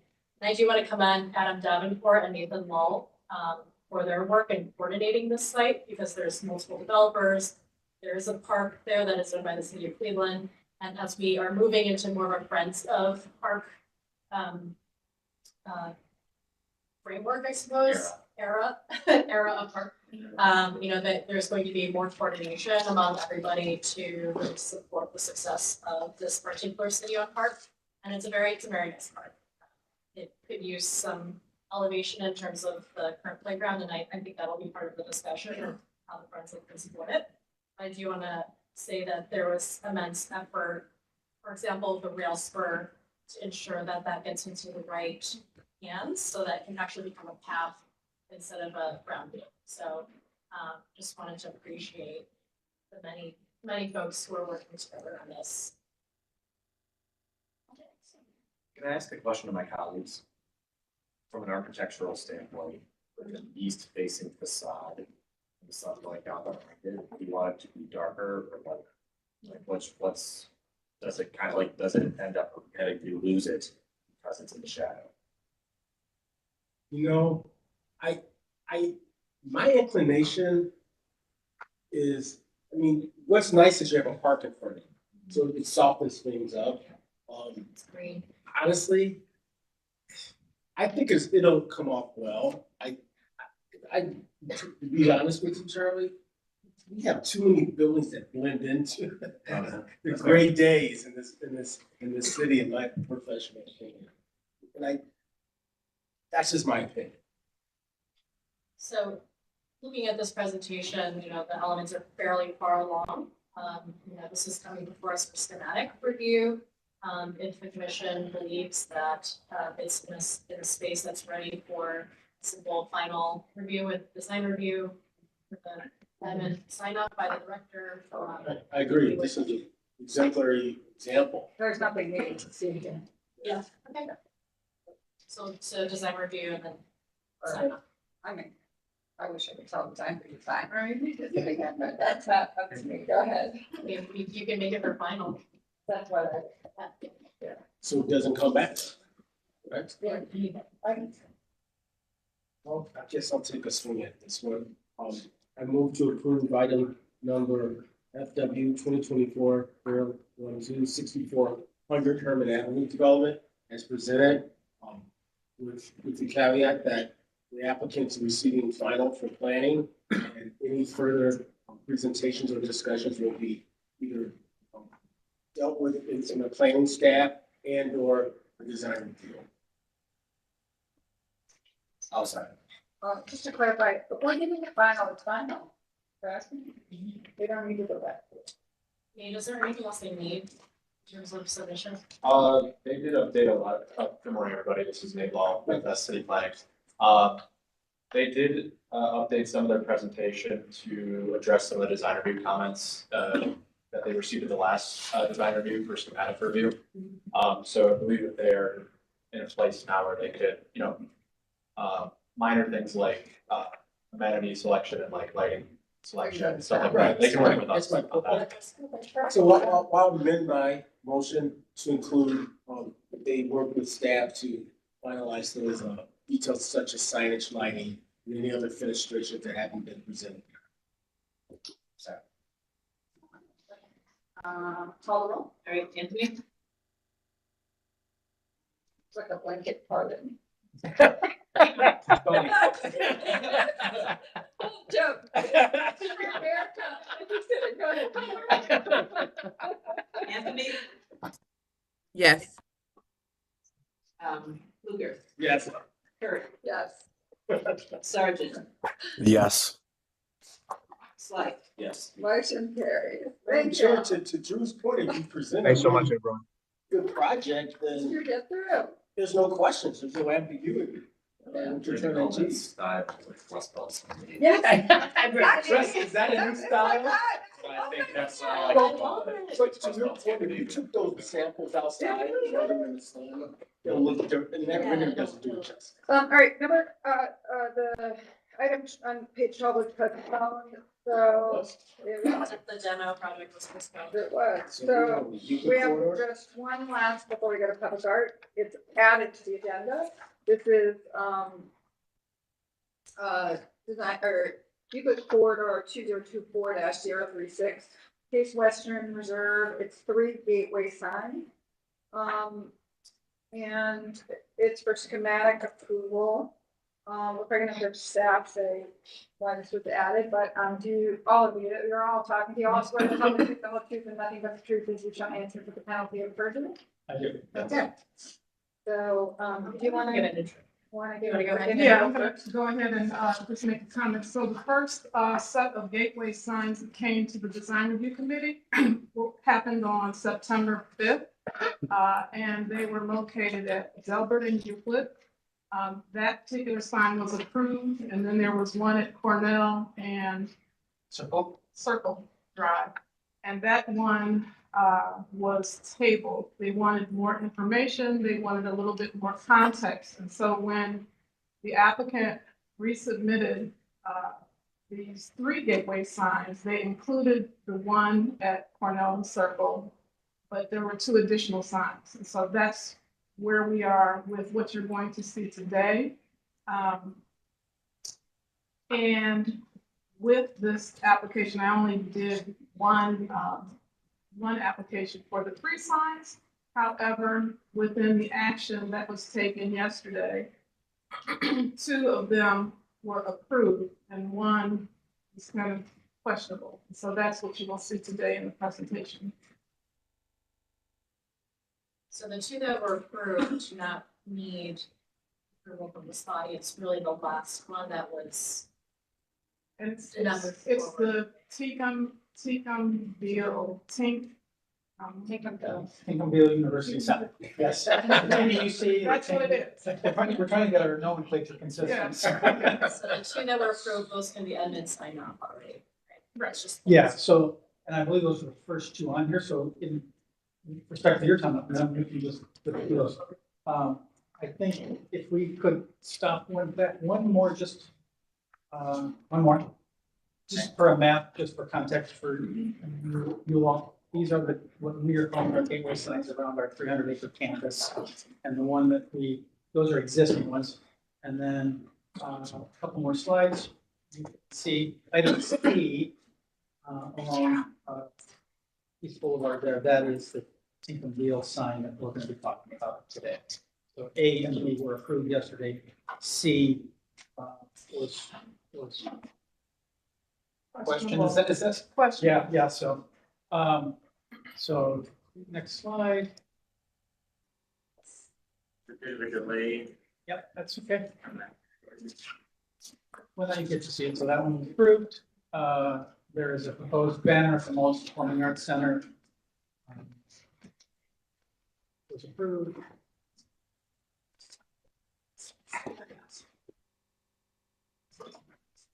Okay, so that slide there.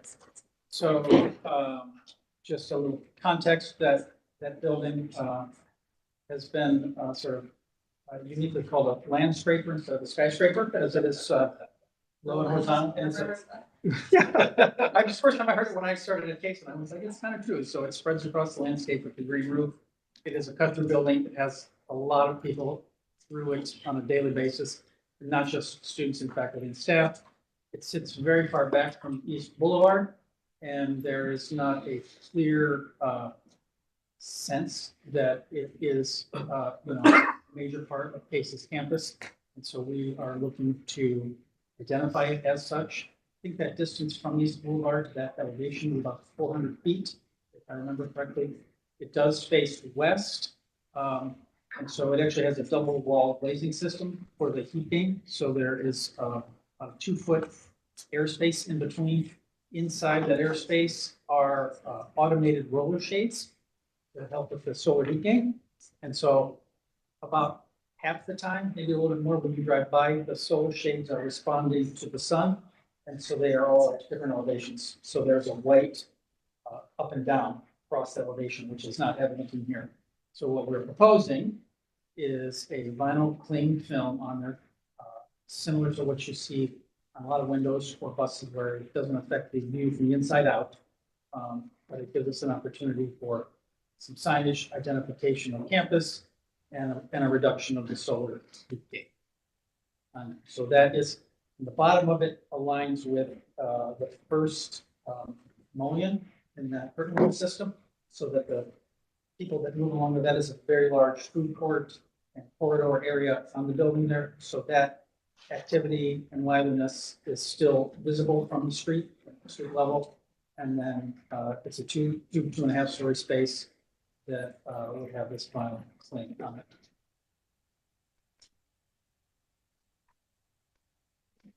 And the intent, this is about half the length of the building, so it's got a little bend in the middle there. You can see the pitch of the roof. And we were looking at doing from that inside corner to the opposite inside corner, that hinge point along there.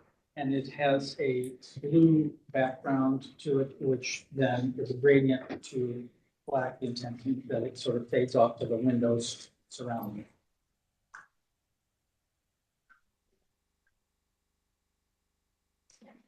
So can I just add a couple of comments?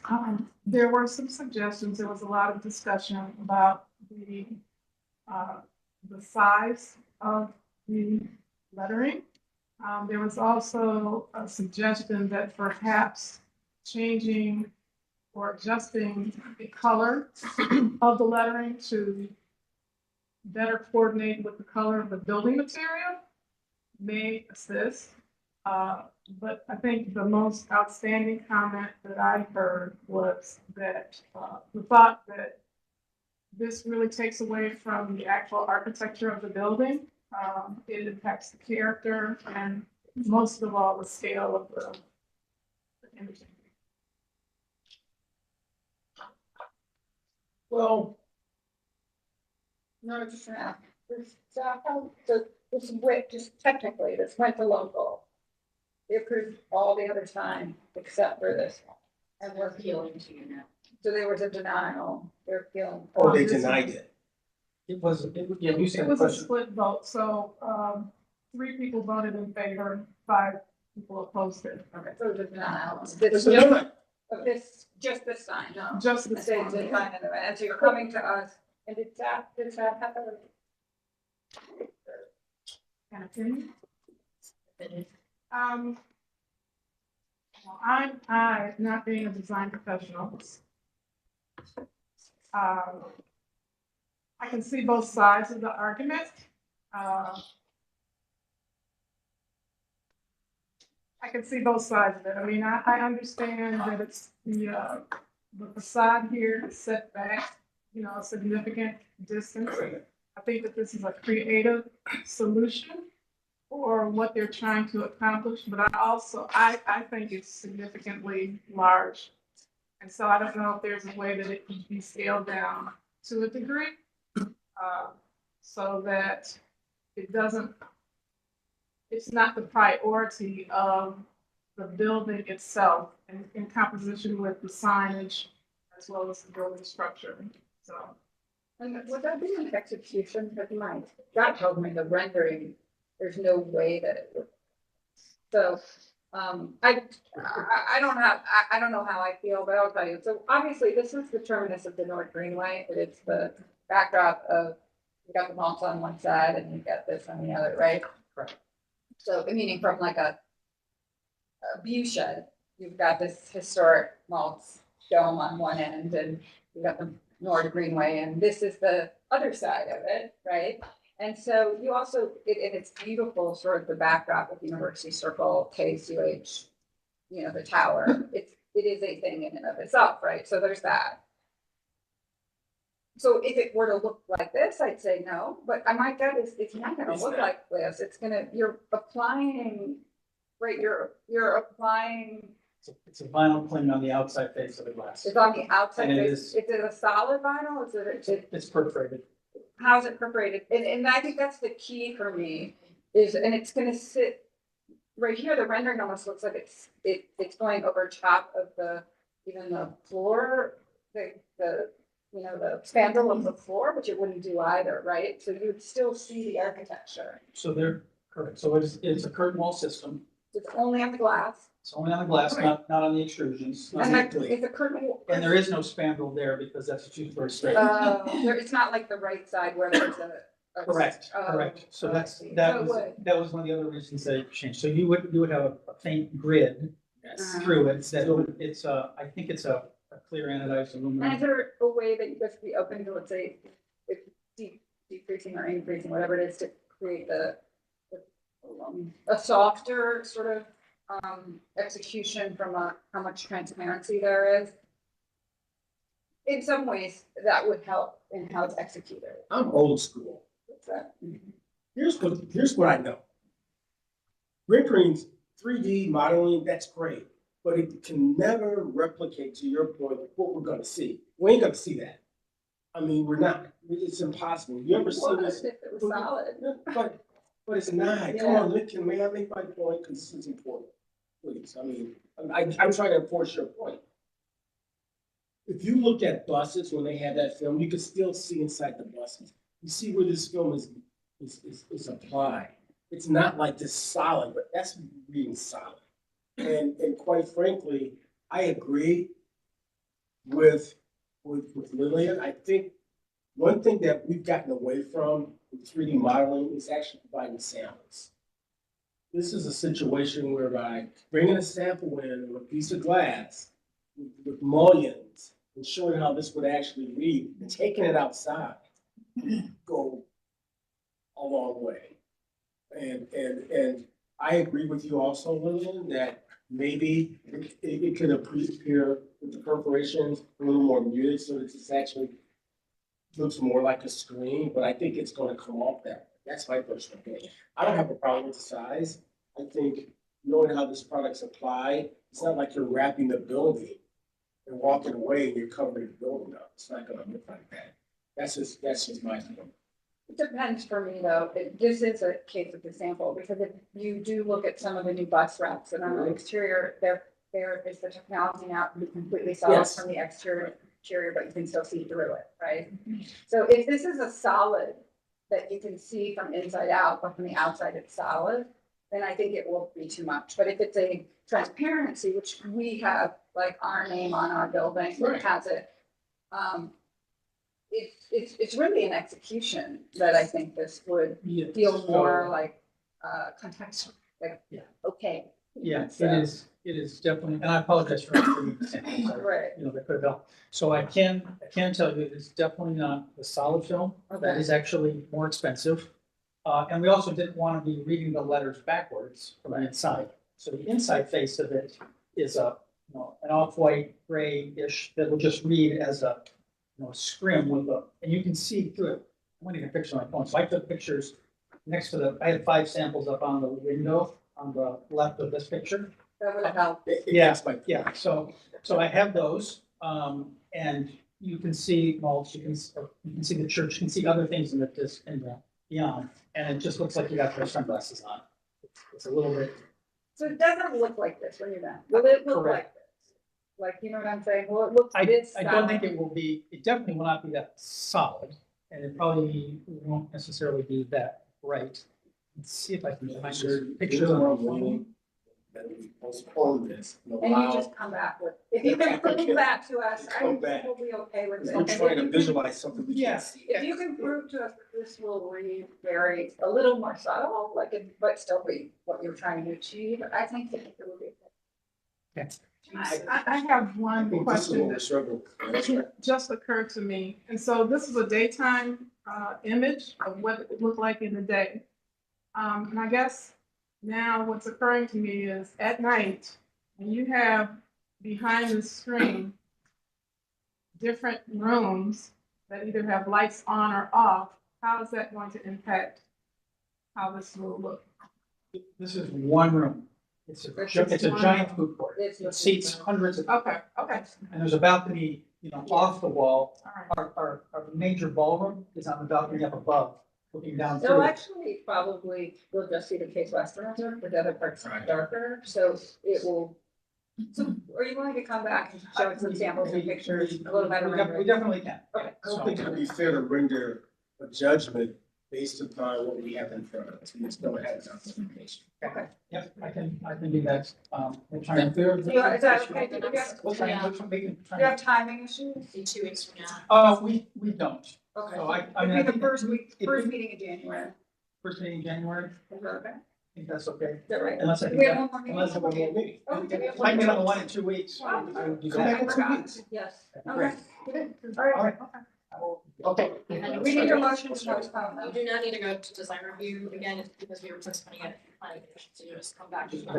Madam Chair, I propose we postpone, CB 2024-036, CWRU signage. Just for the TVUC. Yes, thank you. You're welcome. Outside. Yeah. All right. Say Anthony, Yes. Luger, Yes. Curry, Yeah. Sargent, Yes. Slide. Yes. All right, Mr. We'll see you 2 weeks. All right, or 4 thank you weeks, so much for your time. whenever you can get back. Thank you. Madam Chair and the Director, I have to hop off, but Okay. I think we still have a quorum. We only have a couple more items, so, we will see you in a few weeks, hopefully, George. yep, and, I'll see you guys later today, actually. Okay, and, so let's go on to the two public arts presentation. Grow Wizard mural 5700 Denison. You swear to tell the truth, whole truth, and nothing but the truth, is to show the penalty of perjury. Is this Louise? That's. Yeah. This should be the first one. I have the Denison one. Oh, no, sorry, that's the wrong one. The first one is 2024-029. Total Eclipse, please, the mural. This is Greg Sanchez. You swear to tell the truth, the whole truth, and nothing but the truth that you show. Answer the penalty of perjury. I love when it says retroactive. So. I'm sorry. Come on. You guys have me brave. I'm gonna be stuck here for another month or so. But I appreciate your understanding. This is, I'll chalk it up to relative inexperience. But yeah, we'll get through this pretty quickly here. So this is the wall that we're gonna, that I transformed on Clark Avenue. To the left, you see where we're positioned in the Clark Metro Design District. The mission is to transform it into a landmark. Along with doing murals, we do a complete restoration on the facility, installing flat window surfaces in the top two windows, a new door, remove the sign. This is the bit, we're kind of going a little bit, maybe back up a little bit. There. Here you go. So we removed the sign, resurfaced the parking lot, and pressure washed and sealed the wall. Okay, go ahead. The vision is to combine basically the Eclipse with one of the most iconic structures in Cleveland that we're all familiar with. Next slide. Process, I paint by hand. I use Latitude paint by Sherwin-Williams. No shortcuts, no spray cans. Everything gets multiple coats. I use paintbrushes that are no bigger than 3 inches. Most of them I use a 2.5 inch brush for the whole thing. About 120 hours of paint work, about 60 hours of design work, and then sometime doing the presentation here. Next slide. So here you see the progress between October and November. And at the bottom right, you'll see where I signed it with a stencil, Cleveland 24, Total Eclipse, Greg Mankis design. That's 34 inches by 15 inches. Next slide. A unique element to this mural is that I used satin paints for part of it, flat paints for others, and they're measured in sections that are based on the Fibonacci sequence. So there's a lot of math involved in this painting. As you're driving down Clark Avenue, as you're passing it, it's not super bold. You kind of have to look for it a little bit, but there's a subtle reflection where you'll see those glowing rings in satin. It's designed to engineer a subtle sense of harmony. Deeply rooted in nature and human perception. Slide. And the impact of this work by are changing perspectives for those who pass by daily across the street. Even the resting souls now face something new, a reflection of life, art, and memory intertwined. And last slide, I believe, is just some information. The dimensions, 33 feet by 26. The owner, this wall is monitored 24/7 by video. We do have a graffiti plan in place. I have all the paint codes on file at Sherwin-Williams. You can find more information about me and all my artwork, my other murals at gregmankis.com. We're actually originally from Cleveland, but I live in Fort Lauderdale. And I'm visiting as soon as this meeting is over. I'm hoping to get back down south. So, Thanks for having us. I'm anxiously awaiting your. Did you physically paint? It's done. No, meaning, or it was a company. No, I paint them. You can. Yeah, by myself. A scaffolding or like a clip? I use a 65-inch articulating boom lift. It was overkill for this project, but it allowed me to go over the traffic that was coming in and out of the storage, the business itself. Yeah, I love those. We don't love doing these after the fact, but the execution was very good. I know. So- You know, I think you should change it. Hey, you get the owner to pay me to do it again. Hey, you'll see me back here. Who You'll see paid me for later. it? Who paid for it? It's the State Storage Group, a guy named Dave Heel, who buys storage businesses across the country. And he's commissioned me to do 3 or 4 projects now, and I have about 50 more that he wants me to do across the country. So I'm very excited. Wow. But Cleveland was my hometown, and I specifically told him after the last project that we did that I really would love to do one in Cleveland and see my family, see my folks. So we made that happen, and I'm really, really excited to have done this in my hometown. That's great. So, I want to add, it's in Ward 14, it was unanimously approved by Northwest Design Review. Like I told them, I'm going to tell you all as well. Personally, I would love to have seen something culturally significant as the subject of mural, but, and I think that's something that possibly could have happened had they come beforehand. But, I was notified by the planner that the mural was up after it was up, because I know you don't like retroactive approvals, I don't either. And this is, in this instance, an out-of-state building owner, an out-of-state artist, but like I told Metro West, they need to, I know they can't control what every building owner is doing in the neighborhood, but I think they need to have a little bit more of an eye, boots on the ground with what's going on in their service area. But as far as the mural itself, I did reach out to the building owner as soon as I found out about it, because I thought it was in progress. I didn't know it was done already. And then he connected me with Greg. Greg and I had a great conversation about how he needs to move forward if he comes back to Cleveland to do any other murals, as well as how he moves forward in other cities with checking to see if they have outdoor work bar ordinances and seeing what requirements are in place before they put the mural up.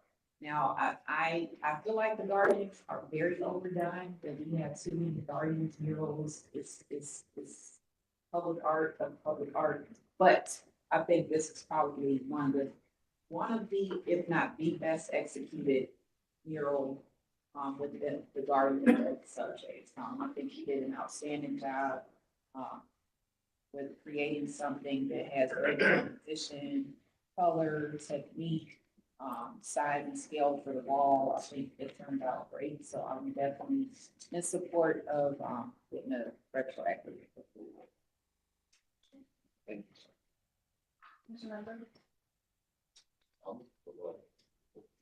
Second. Motion on that second, I do think the execution. For payment, that's why I asked the company this. So, and I like that you're gonna go national, so. I've been approached by a couple of business owners in Cleveland, so I would see myself coming back here, but I would definitely go through the right channels first. You don't want to be in charge of this. Where is it? All right, call the roll. So you get on your plate. Thank you so much. I appreciate it. You'll see me again at some point. Yes. Fluger, Yes. Curry, Yeah. Slife. Motion carried. So all these retroactive ones are gonna think that we're soft. I'm just kidding. Just kidding. Row is the deal. Anyway, thank you very much. 5700 Dennis Avenue. Bill's the architect. This is Metro West as well. Is Louise here? Yeah. Joining for. Louise, do you swear to tell the truth, the whole truth, and nothing but the truth, and to show answer to the penalty of perjury? That would be honest one. No. Yeah. Just another woman who, yeah, there's a woman that had a similar mural, not on Denison. You guys haven't seen this one. I'm almost not. I know there's another one in St. Clair Superior. There's one on St. Clair Superior. Did we see this, did we see this when they kind of brought the comprehensive package? Oh, Remember, because there's like, you get the off, when you get off 9, you get Lorraine, and there's one there, and then there's the one on Dare Brownmeister, where he's like part of the series. It's Destination Cleveland, but it wasn't part of the original package. No, it was. It was. Actually. I'm almost positive it was. Alex said that. Anyway, I'm actually almost positive, at least one part of it was in there, even if it wasn't, we saw it. I mean, the only reason I remember, I also remember the question, someone asked a question about the what they call, the diversity barrier. Oh, yeah, yeah. I remember those. Anyway, well, it's up, so let's deal with it.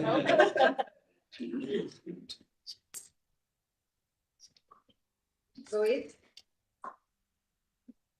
No, Louise. Is he muted? Madam Chair, he is online, he is unmuted.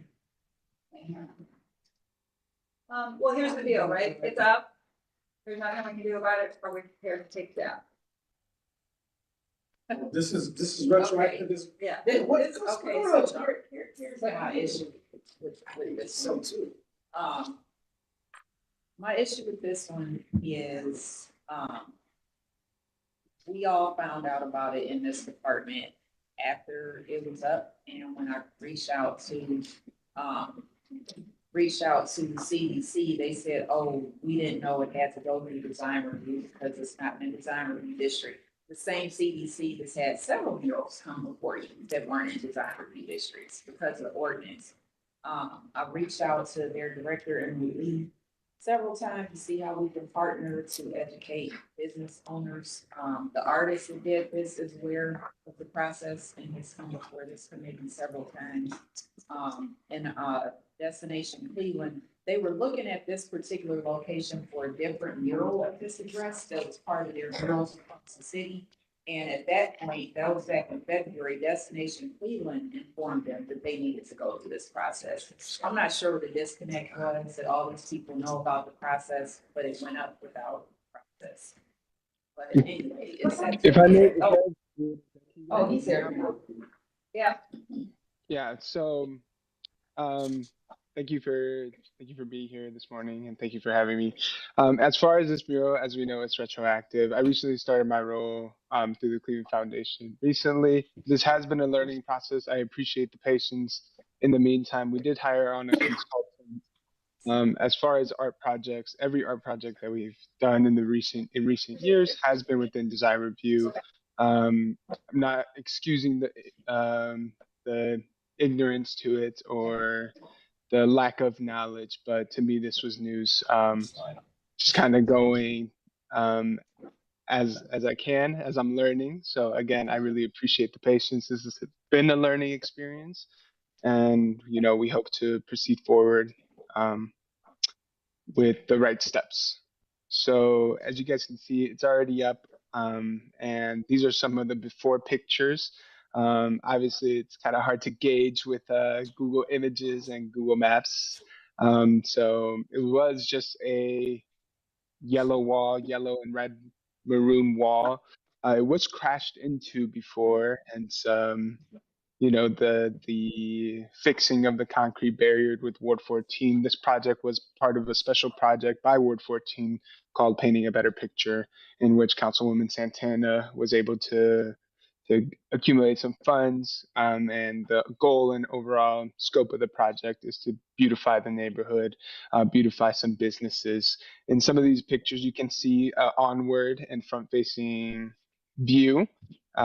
This is coming right off 71, I believe. And as you guys mentioned, Destination Cleveland did have this marked and tagged as one of their goal sites. Because Yes, she funded it. yes, Do we need more? Councilwoman Santana supported it. And I do have meetings, I'm in the process of scheduling a meeting. Luis has been great. He's a Cleveland Foundation Fellow. He's been amazing to work with, very consistent in his responsiveness and trying to do the right thing. Okay, well, here's the deal. We don't want to see any more of these, but it is up. So, Commissioner, unless we feel like we're going to say take it down and the council and support it and pay for it, we just need to change the process. But relative to this, I don't know if you're okay with it. Sure, Madam Chair, I move to move the mural as previously painted and presented. I will second. The motion is second. So what we are going to change this going forward across the city. So we don't want to send a message that okay with this.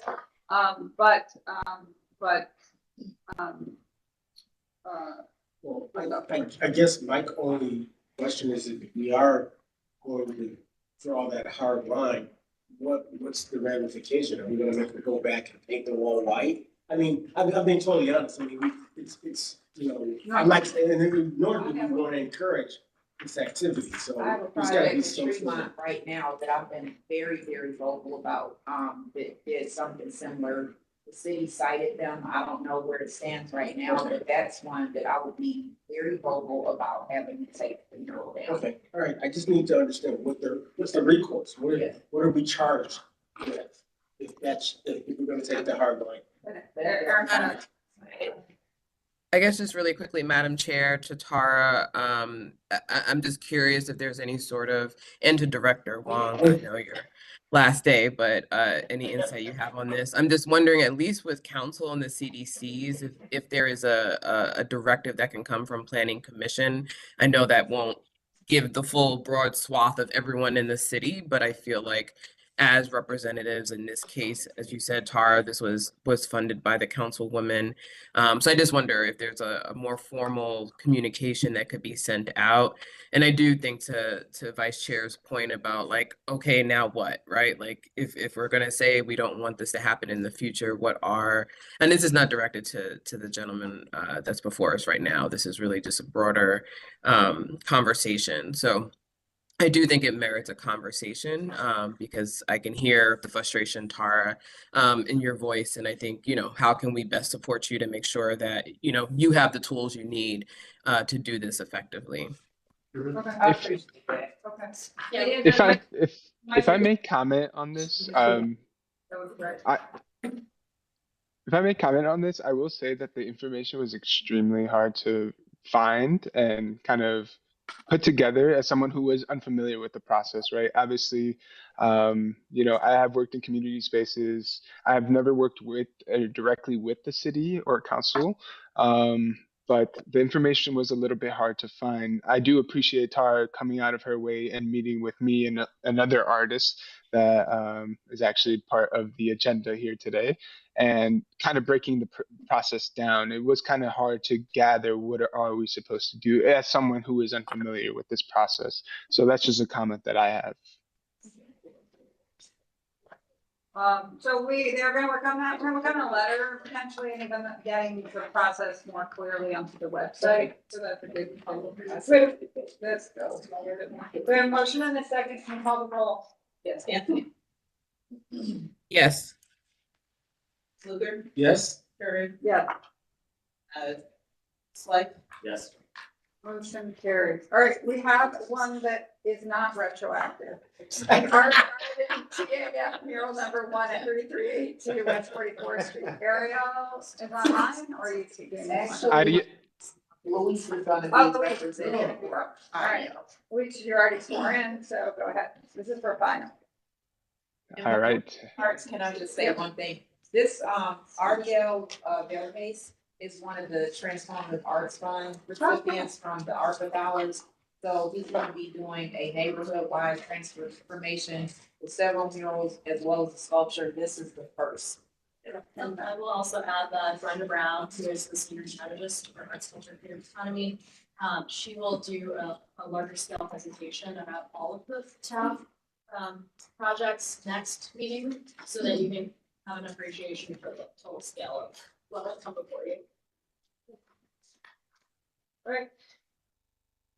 All right. So this project is located on Store Avenue. I'm using a loaner computer, so bear with me. I don't have the address pulled up, but it's going to be on Story and 44th. As you can see highlighted in the presentation, the specific outside exterior wall that faces the street will be the location of the mural. They did a little bit of prep work in just getting it ready. Nothing has gone up, obviously, but just the prep work to make sure that this mural is able to last has already been done. Ariel has done murals across the country as well. He knows the proper steps and can usually kind of negotiate and talk to the owner with what has to be done, what preparation has to be done in order for this mural to go up safely, properly, and last a while and make that impact. As I believe Tara mentioned, this is part of the Transformatives Art Fund, so there will be many coming into this specific area, into the Store Avenue area here in Ward 14. And yeah, excited. So this is the concept that he drew up. This is kind of a representation of the neighborhood. Obviously, this is a neighborhood with a large Latino population. So we kind of went with a tropical vibe. The previous name of the establishment was Tropical, but has now been switched to Brasas y Salsas and serves as a Peruvian restaurant. So we wanted to keep that theme of tropical South American, and this is going to be kind of the final draft of the design. There's going to be little parts that are neon, nothing too crazy, just to make some portions pop. Obviously, you can see there's depth, some color, and we will be working on getting an obstruction permit as well. As far as community input as well, we've done some work in the Store Avenue area, gathered some community feedback, went door to door, had a community session within this location as well. So we've really been trying to gather the thoughts of the community. And then here's a little bit more information, a little bit more concepts. There's going to be two main portions to this that'll really stand out, which is those two birds. And in between, there's going to be depth of leaves, kind of forests, flowers, different things like that. And then I believe that is it. They did get, some letters of support from Metro West. Or a letter of support. Apologies. Can you go back to the rendering? This is painted, we said. Yes. Yes, this is painted. This will be painted. Probably difficult to activate as well. Do you have an example of one of her murals in another location that's executed? He doesn't have any other ones in this, but I went to the studio and met with Ariel and Luis, and he has a special technique that he uses, spray paints, and he's got some similar work in his studio on some very large formatted temporary walls. Like some of the outlines of the palms, he does this technique where he makes it look like it's fluorescent, like it's fluorescent lighting. Fluorescent spray paint. Yeah. So there will be only selective portions. The majority, I believe, will be paint. I think what Rhonda's referring to is Ariel also runs an apprenticeship program where he teaches how to spray paint as well. So there will be very few and selective portions of this that will have like a mist of spray paints. But for the majority, it will be painted. Okay. Yeah, I mean, it's just, I just Googled this work. This is a much crisper photographic kind of rendering. It's just not gonna look like that in spray paint, but it's okay. Just pointing it out. Where's that looking for? Okay, thank you. Commissioner Brady? So, Madam Chair, I move to approve the rendering. 3382 West 44th is presented. Second, call the roll. Anthony, Yes. Luger, Yes. Curry, Yes. Slide, Yes. motion carries. Right, we've got a hard stop at 11:30. We have 3 mandatory referrals. So, let's just quickly do we have, yeah, 3. Let's do the administrative approvals real fast. So just, and then we have to vote on this, there's some information only. So let's get everything that needs to vote. So, can I have this on? So there are 2 that require a vote today. It's the unnumbered shoreline tower. Yeah, I was just gonna do the administrative first, to get it out of the way. I will move approval of the administrative approvals. Second. Motion and a second, call the roll. Anthony, Yes. Luger, Yes. Curry, Yeah. Slide, Yes. Motion carries. All right, mandatory referrals, unnumbered ordinance, Shoreway Tower, tax increment financing legislation. Someone from the city? I can provide some context as well. So tax increment financing has 2 pieces of legislation associated with it. First is the chain of title piece, which I signed administratively because that's the one day where the city gets the deed to lock in the current rate. But there will be coming a second portion of the tax increment financing, and the Department of Economic Development wanted to present it to you all now. And then assuming when that legislation comes through, give me the authority or give the planning director the authority to sign off. That's it. So with that, I'll turn it over to Kevin Schmatzer. Perfect. Good morning, everyone. My name is Kevin Schmatzer. I know many of you at the table here. I'm also sitting to my right is Adam Comer. He is with J-Rock Development, the developer on this project. And to his right is Bill Naburka with Evident Architecture, who designed the project. Since we're in a time slot here, I will be brief. This is a project that what the director said, this is a tax increment financing to the existing, that will add on to the existing Shoreway building. The existing Shoreway building was an industrial building that was done many years ago. The developer actually sitting here did that. They are going to upgrade and renovate that. And next to it and adjacent, they are going to build a 13-story residential tower that will also have some office space. I will tell you, working with Councilwoman Spencer and the developer, and I've worked with J-Rock on other projects, they listened to the neighborhood and the residents. They've made multiple revisions on this, including we spent a lot of time on our community benefits agreement on that. The community benefits agreement that we will have that is really huge is they will make improvements and connections to the Battery Park that is kind of an abandoned connector that people just go through. So they are going to make those improvements to that. They are also going to make improvements to where the bike lane is that goes down into the bridge there into the park. This is a $92 million project that they are doing, and including the other community benefits on Chapter 187, 188, and other items. They've made a lot of revisions with this, a lot of community meetings on this project. And we are here to have a non-school tip to help offset some of the infrastructure costs that they are utilizing for this project. So I'm going to turn this over to both of them to talk a little bit more about the design and the project. I think thank you for having us here. I appreciate your time. I think to Kevin's point, I know that there's maybe a time constraint here, and having gone through the design review process through Landmarks Commission at both the local level and with the city, I guess I want to make sure that we're giving you the information that you need today.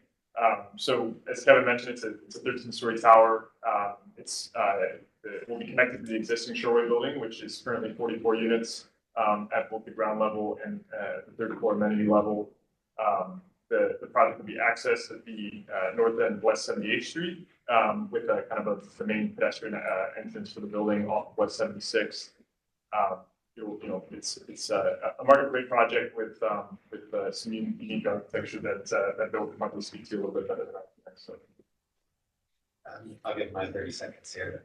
So one of the guiding principles of the project was because the Shoreway, the existing Shoreway building is a landmark building, is a historic building.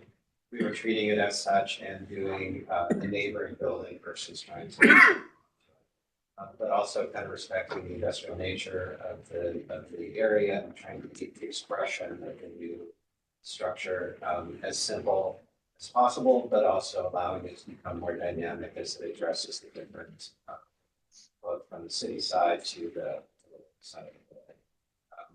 Allowing it to open up with more space, upper balconies. This was approved by Landmarks Commission, and as a Landmarks Commissioner, so we're very good to sit on the Landmarks Commission. Very enthusiastic about the design and appreciate the design forward nature of this. If I could add one other thing that I failed to mention, as part of the community benefits that have been worked on this, they will have 3 to 5% of their units will be 100% AMI workforce housing units.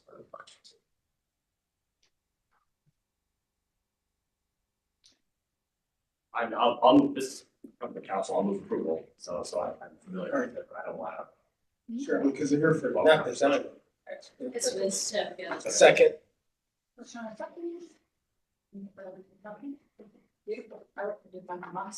Thank you so much. But Joanne, you saw that it's been on the docket for a long time. I know you were in some of those original MLCs sometime ago, so yeah. Yes. It's helpful. Long time in me. Anthony? Yes. Luker? Yes. Curry? Yes. Sly? Yes. Motion carries. Sorry, you had to go again. It's okay, yeah, it's good to be here. Good to see you all. Thank you for The having next us. item is postponed, so we've got page 19. This is another mandatory referral, 1324-2024, declaring the intent to vacate a portion of Redmond Avenue. Good morning. How are you? That is the, snowman, Good morning, Hawaiian shirt on. It's like a Hawaii. Hawaii, yeah. Wait for Mr. Cooper to promise. Okay, maybe next, okay. I got you. Thank you. Go to the next slide, please. This is a resolution number 132424, the intent to vacate a portion of Redmond Avenue that was left in excess when the Juilliard was built, bringing in the I-71 exit and getting rid of vacating the Jenny Road freeway. If we go to the next one.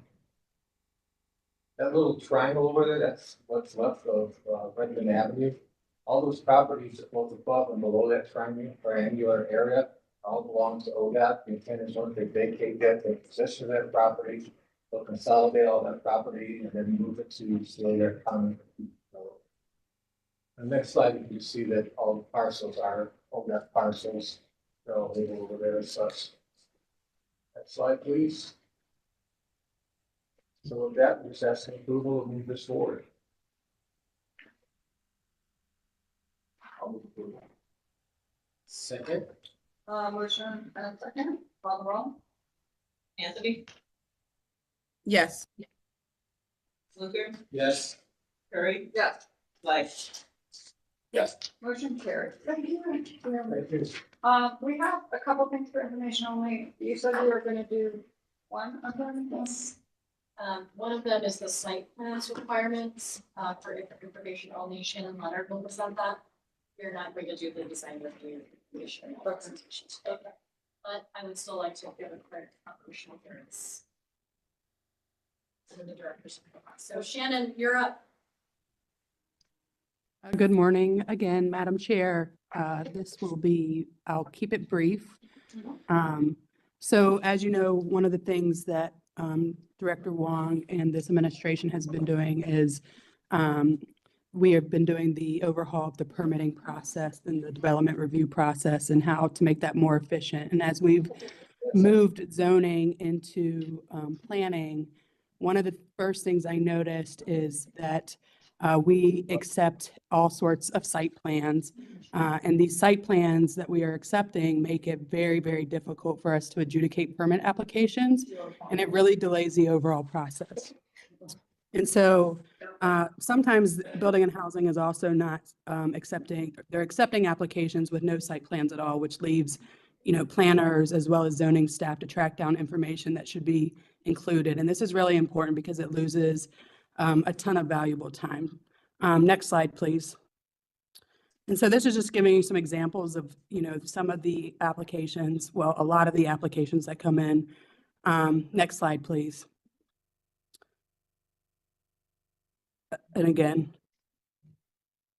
And the fence permit, back one, the fence permit contractors are notorious with, providing applications that are just not sufficient. And it's the same players over and over again, unfortunately. And what happens is this leads about 80% of a reviewer's time really trying to orient themselves, really trying to understand what's going on in an application. And what has also led to is unnecessary trips to the Board of Zoning Appeals, because if an application is missing information and the applicant does not provide it or is unable to provide it, we just issue a letter of nonconformance, and then they go to Board of Zoning Appeals, and then Board of Zoning Appeals tells them everything we already should have told them, or what we've already told them. And so it's just a really complicated and unnecessary process. Next slide. And so it's not lost on me that we have all types of applicants. We have everybody from your mom and pop or a young person trying to open up a daycare to even developers. And it's not just the mom and pops that are presenting these applications. We have full-scale developers. When they submit their applications, they're submitting construction drawings and other things, but they leave out the site plan for whatever reason. Next slide, please. This is another example of just, it's a professional company. It's not an appropriate site plan. Next site. Again, another one. This one has a lot of information that really has nothing to do with zoning on it. So it just creates a lot of confusion, and it's missing a lot of information. Next slide, please. And so the purpose of this, again, is to provide a clear, accurate visual representation of the proposed project, expedite review of the applications. It allows us to identify those potential problems easy, including for infrastructure, curbs and things like that, and it minimizes delays in process. It also ensures precise measurement of property boundaries, building locations, setbacks, and other crucial elements. This is really, really important because another thing that I realized when I moved into this position is that that the city is now working on is that there is no electronic permitting review software. The only thing that we're reviewing is Adobe. It goes through an Adobe process. And so there's really no way for us to measure. So if somebody doesn't have the measurements on their site plan, it's really hard for us to really see, is it really 7 feet or is it 10 feet? And then if they do identify it, we can't check that that's actually to scale. Again, we want to allow reviewers to easily grasp the overall layout of the project. It facilitates better communication between everybody. And then it serves as a reference point. So when the inspector goes out at that final time to issue that permit, they can make sure that what we reviewed was accurate and what was built was the same. And so that simplifies enforcement as well. Next slide, please. And so in the coming months, what you'll see is that we're amending 327.02. So there's already language in this section that says that you must have a plot plan to scale, but that is not very specific. And so what we're changing in the legislation is to make it much more specific and apply it to all of these items that you see here. So everything that it's already required for, but being very specific in the legislation so that all departments can be on board. Next slide.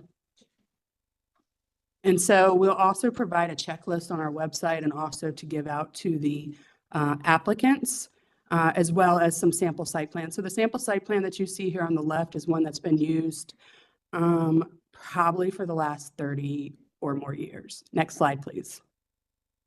And so recently, Kayla, who's been added to the zoning section, has drawn up some sample site plans to add to the websites, as well as pamphlets to hand out to people that come into City Hall, as well as developers, of what needs to really be seen on these, either a commercial site plan or a residential site plan. And on the previous page, you have seen that list, that checklist.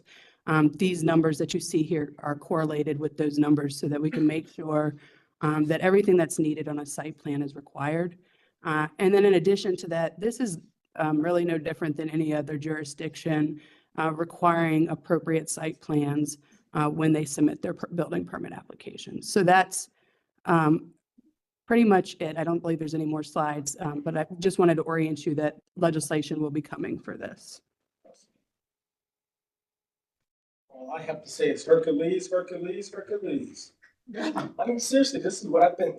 Yeah. Like, what is, you see how fast a proposal goes when you have information versus one that doesn't? You spend an enormous amount of time on that guy's license plate. And it's just, only because he wasn't graphically shown. You know, and he doesn't, and he probably didn't understand. He's just trying to get his license plate. Right. You don't need this, something like this, if you're, let's say, just to our point before, you know, painting your house, changing your siding, like all those kind of like smaller, like rehab your house, like you're only requiring this of like reconstruction and larger projects. Also fences. Those are the biggest, Yeah. Fences go to, a lot of fences go to water swimming pools. garages and fences are probably the biggest. People try to build. Yeah, it wouldn't include any of those regular, what will be called in the future, tier 4 projects where it's strictly building permit, like you're doing some type of modifications, renovations, things like that. But if you're like changing the use and things of that nature, you will need the site plan.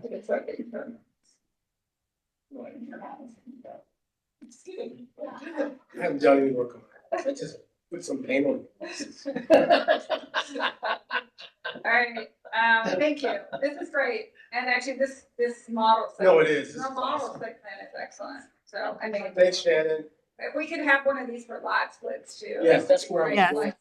Cause like, if people had something this simple, doesn't need to be overcomplicated to tell us what a lot split is, that would be very helpful. Right. Maybe that's next year work. So thank you. All right, should we move into director's report quickly? So Madam Chair, sorry, Director, I do have to hop off. I just didn't want to dip out without saying goodbye, and I'll hopefully see you all later. Will we see you before the holiday? I'm in Columbus. I hope I'll get back in time to see you all this evening. Okay. Yes. All right. Take care. Briefly, we as in the City Planning Commission represented at City Council for operational hearings, so thank you to Chair Curry for being there to present. Very long day. Very long day. Oh, I guess I suppose I should talk about this slide first. So to your point about communication and education, we held our very first webinar, and we picked a topic that is one of the similarly can get convoluted if you don't have all the information that you need upfront. So signage is one of those things because it requires both design reviews at times and zoning review. So what we did was we had hopefully up to 15 people on this webinar to learn more about how to prepare an excellent signage package, how to include the 6 elements that we're looking for, and our emphasis was if you have everything that you need, it will help you move through the process quicker. Were they primarily sign companies? Sign companies, so we work with sign vendors. Oh, the vendors showed up. Yeah, that's good. Vendors, and so this is all recorded on YouTube on our YouTube channel. And so it'll be there permanently for reference for anyone who wants to learn more about how to create a successful signage package. So that's the type of stuff we're hoping to do. We'll queue up some more webinars in the future about how to, again, proceed through the process with more ease. Instead of getting caught in the rinse and repeat loop that a lot of people do get caught in. So now moving on to operational hearings, I'll just briefly grease this deck, but just want to thank you all again for your service. We have phenomenal staff and a phenomenal mission. Keep going. This is the purpose, and you all understand the purpose, but the idea is that our department is organized around the purpose here, which is maintaining a general plan or long-range planning, maintaining the city zoning code, capital improvements planning, and then the development.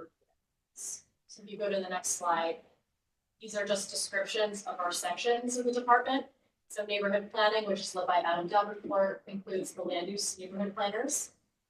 They're the ones who give the staff reports on design review projects, as well as the 2 transportation planners that we've added over the past year. Dave Bass and Sarah Davis. So they're the ones working on mobility planning, neighborhood greenways, corridor projects, midway, et cetera.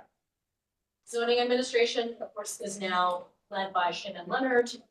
We also have expanded the team to include development reviewers that will do zoning review.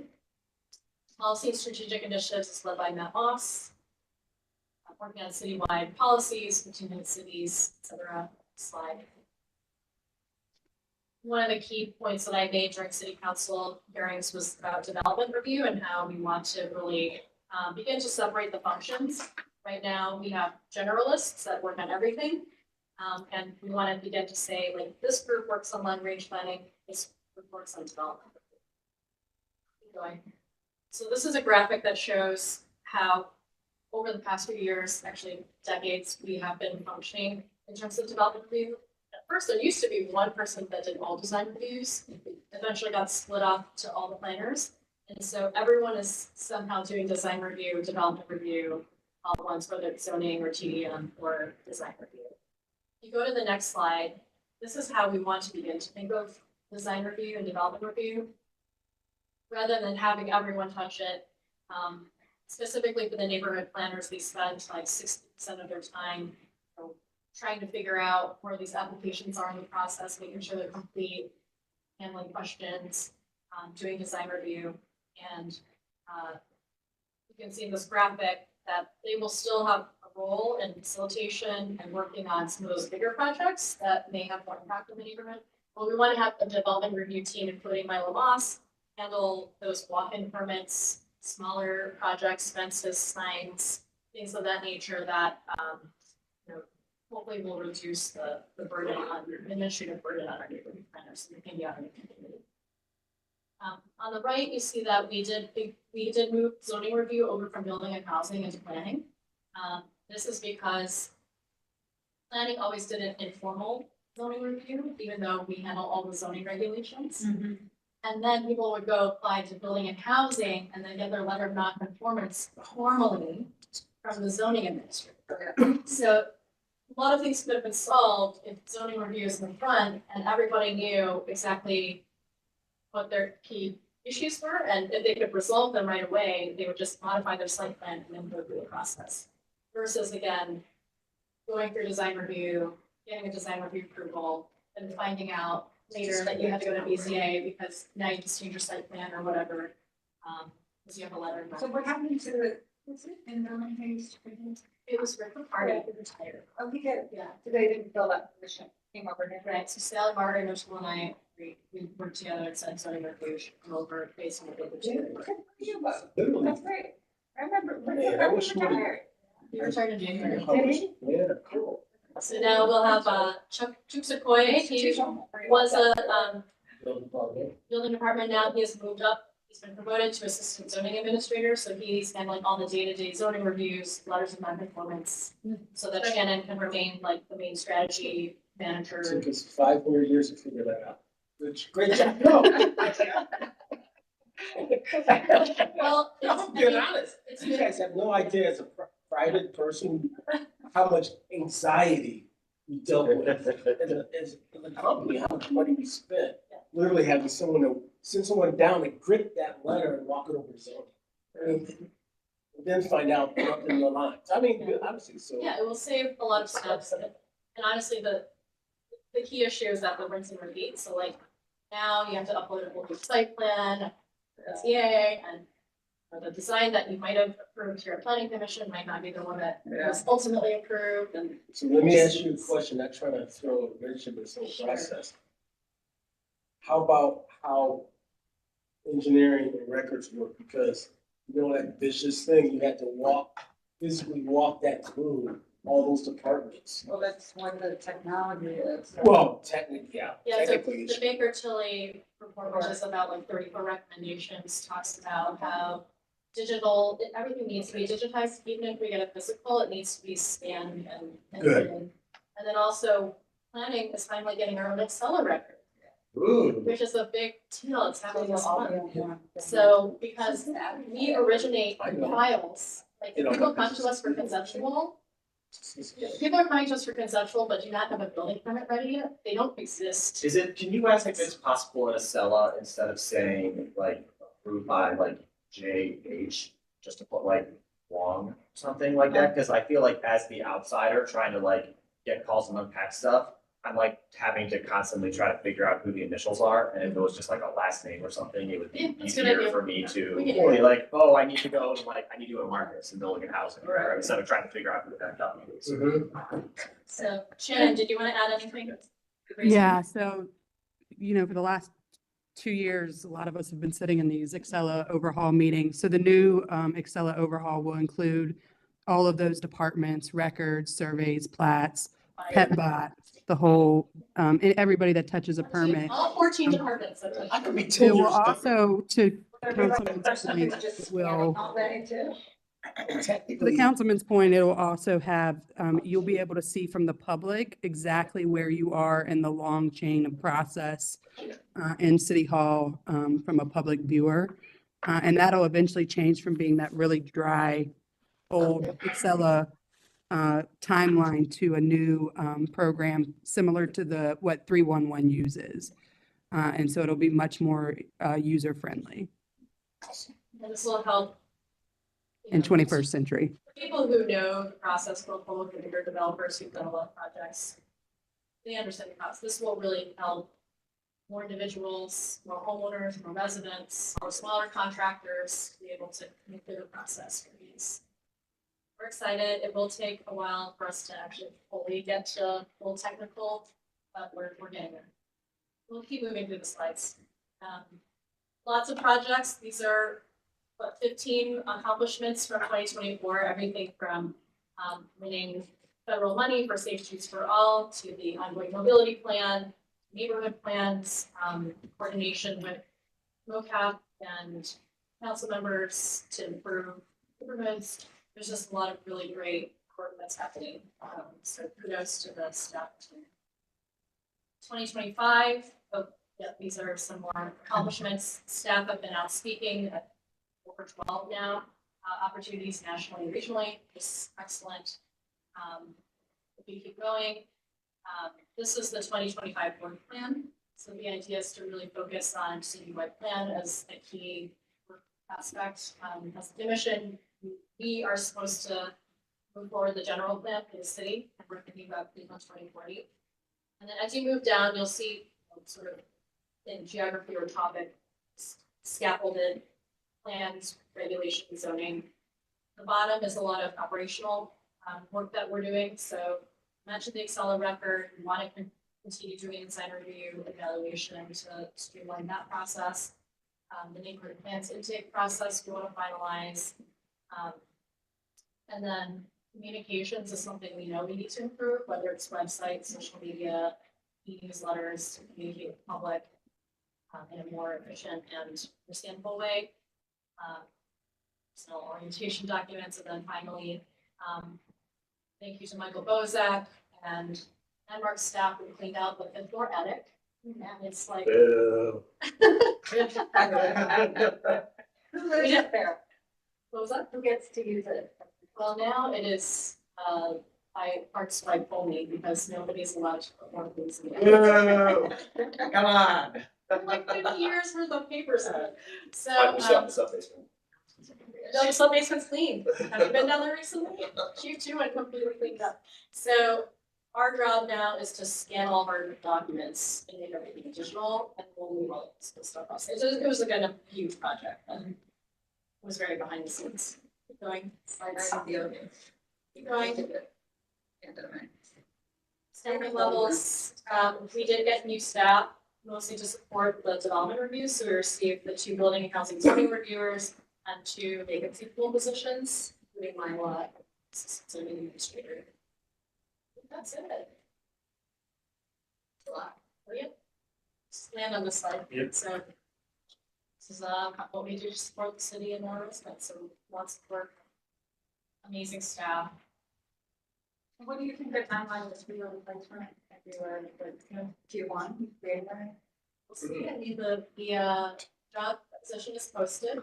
So there will be an open search process. I believe it closes on Christmas, which is kind of fun. Yeah. It's posted and the search continues, so. Well, we got to figure this out.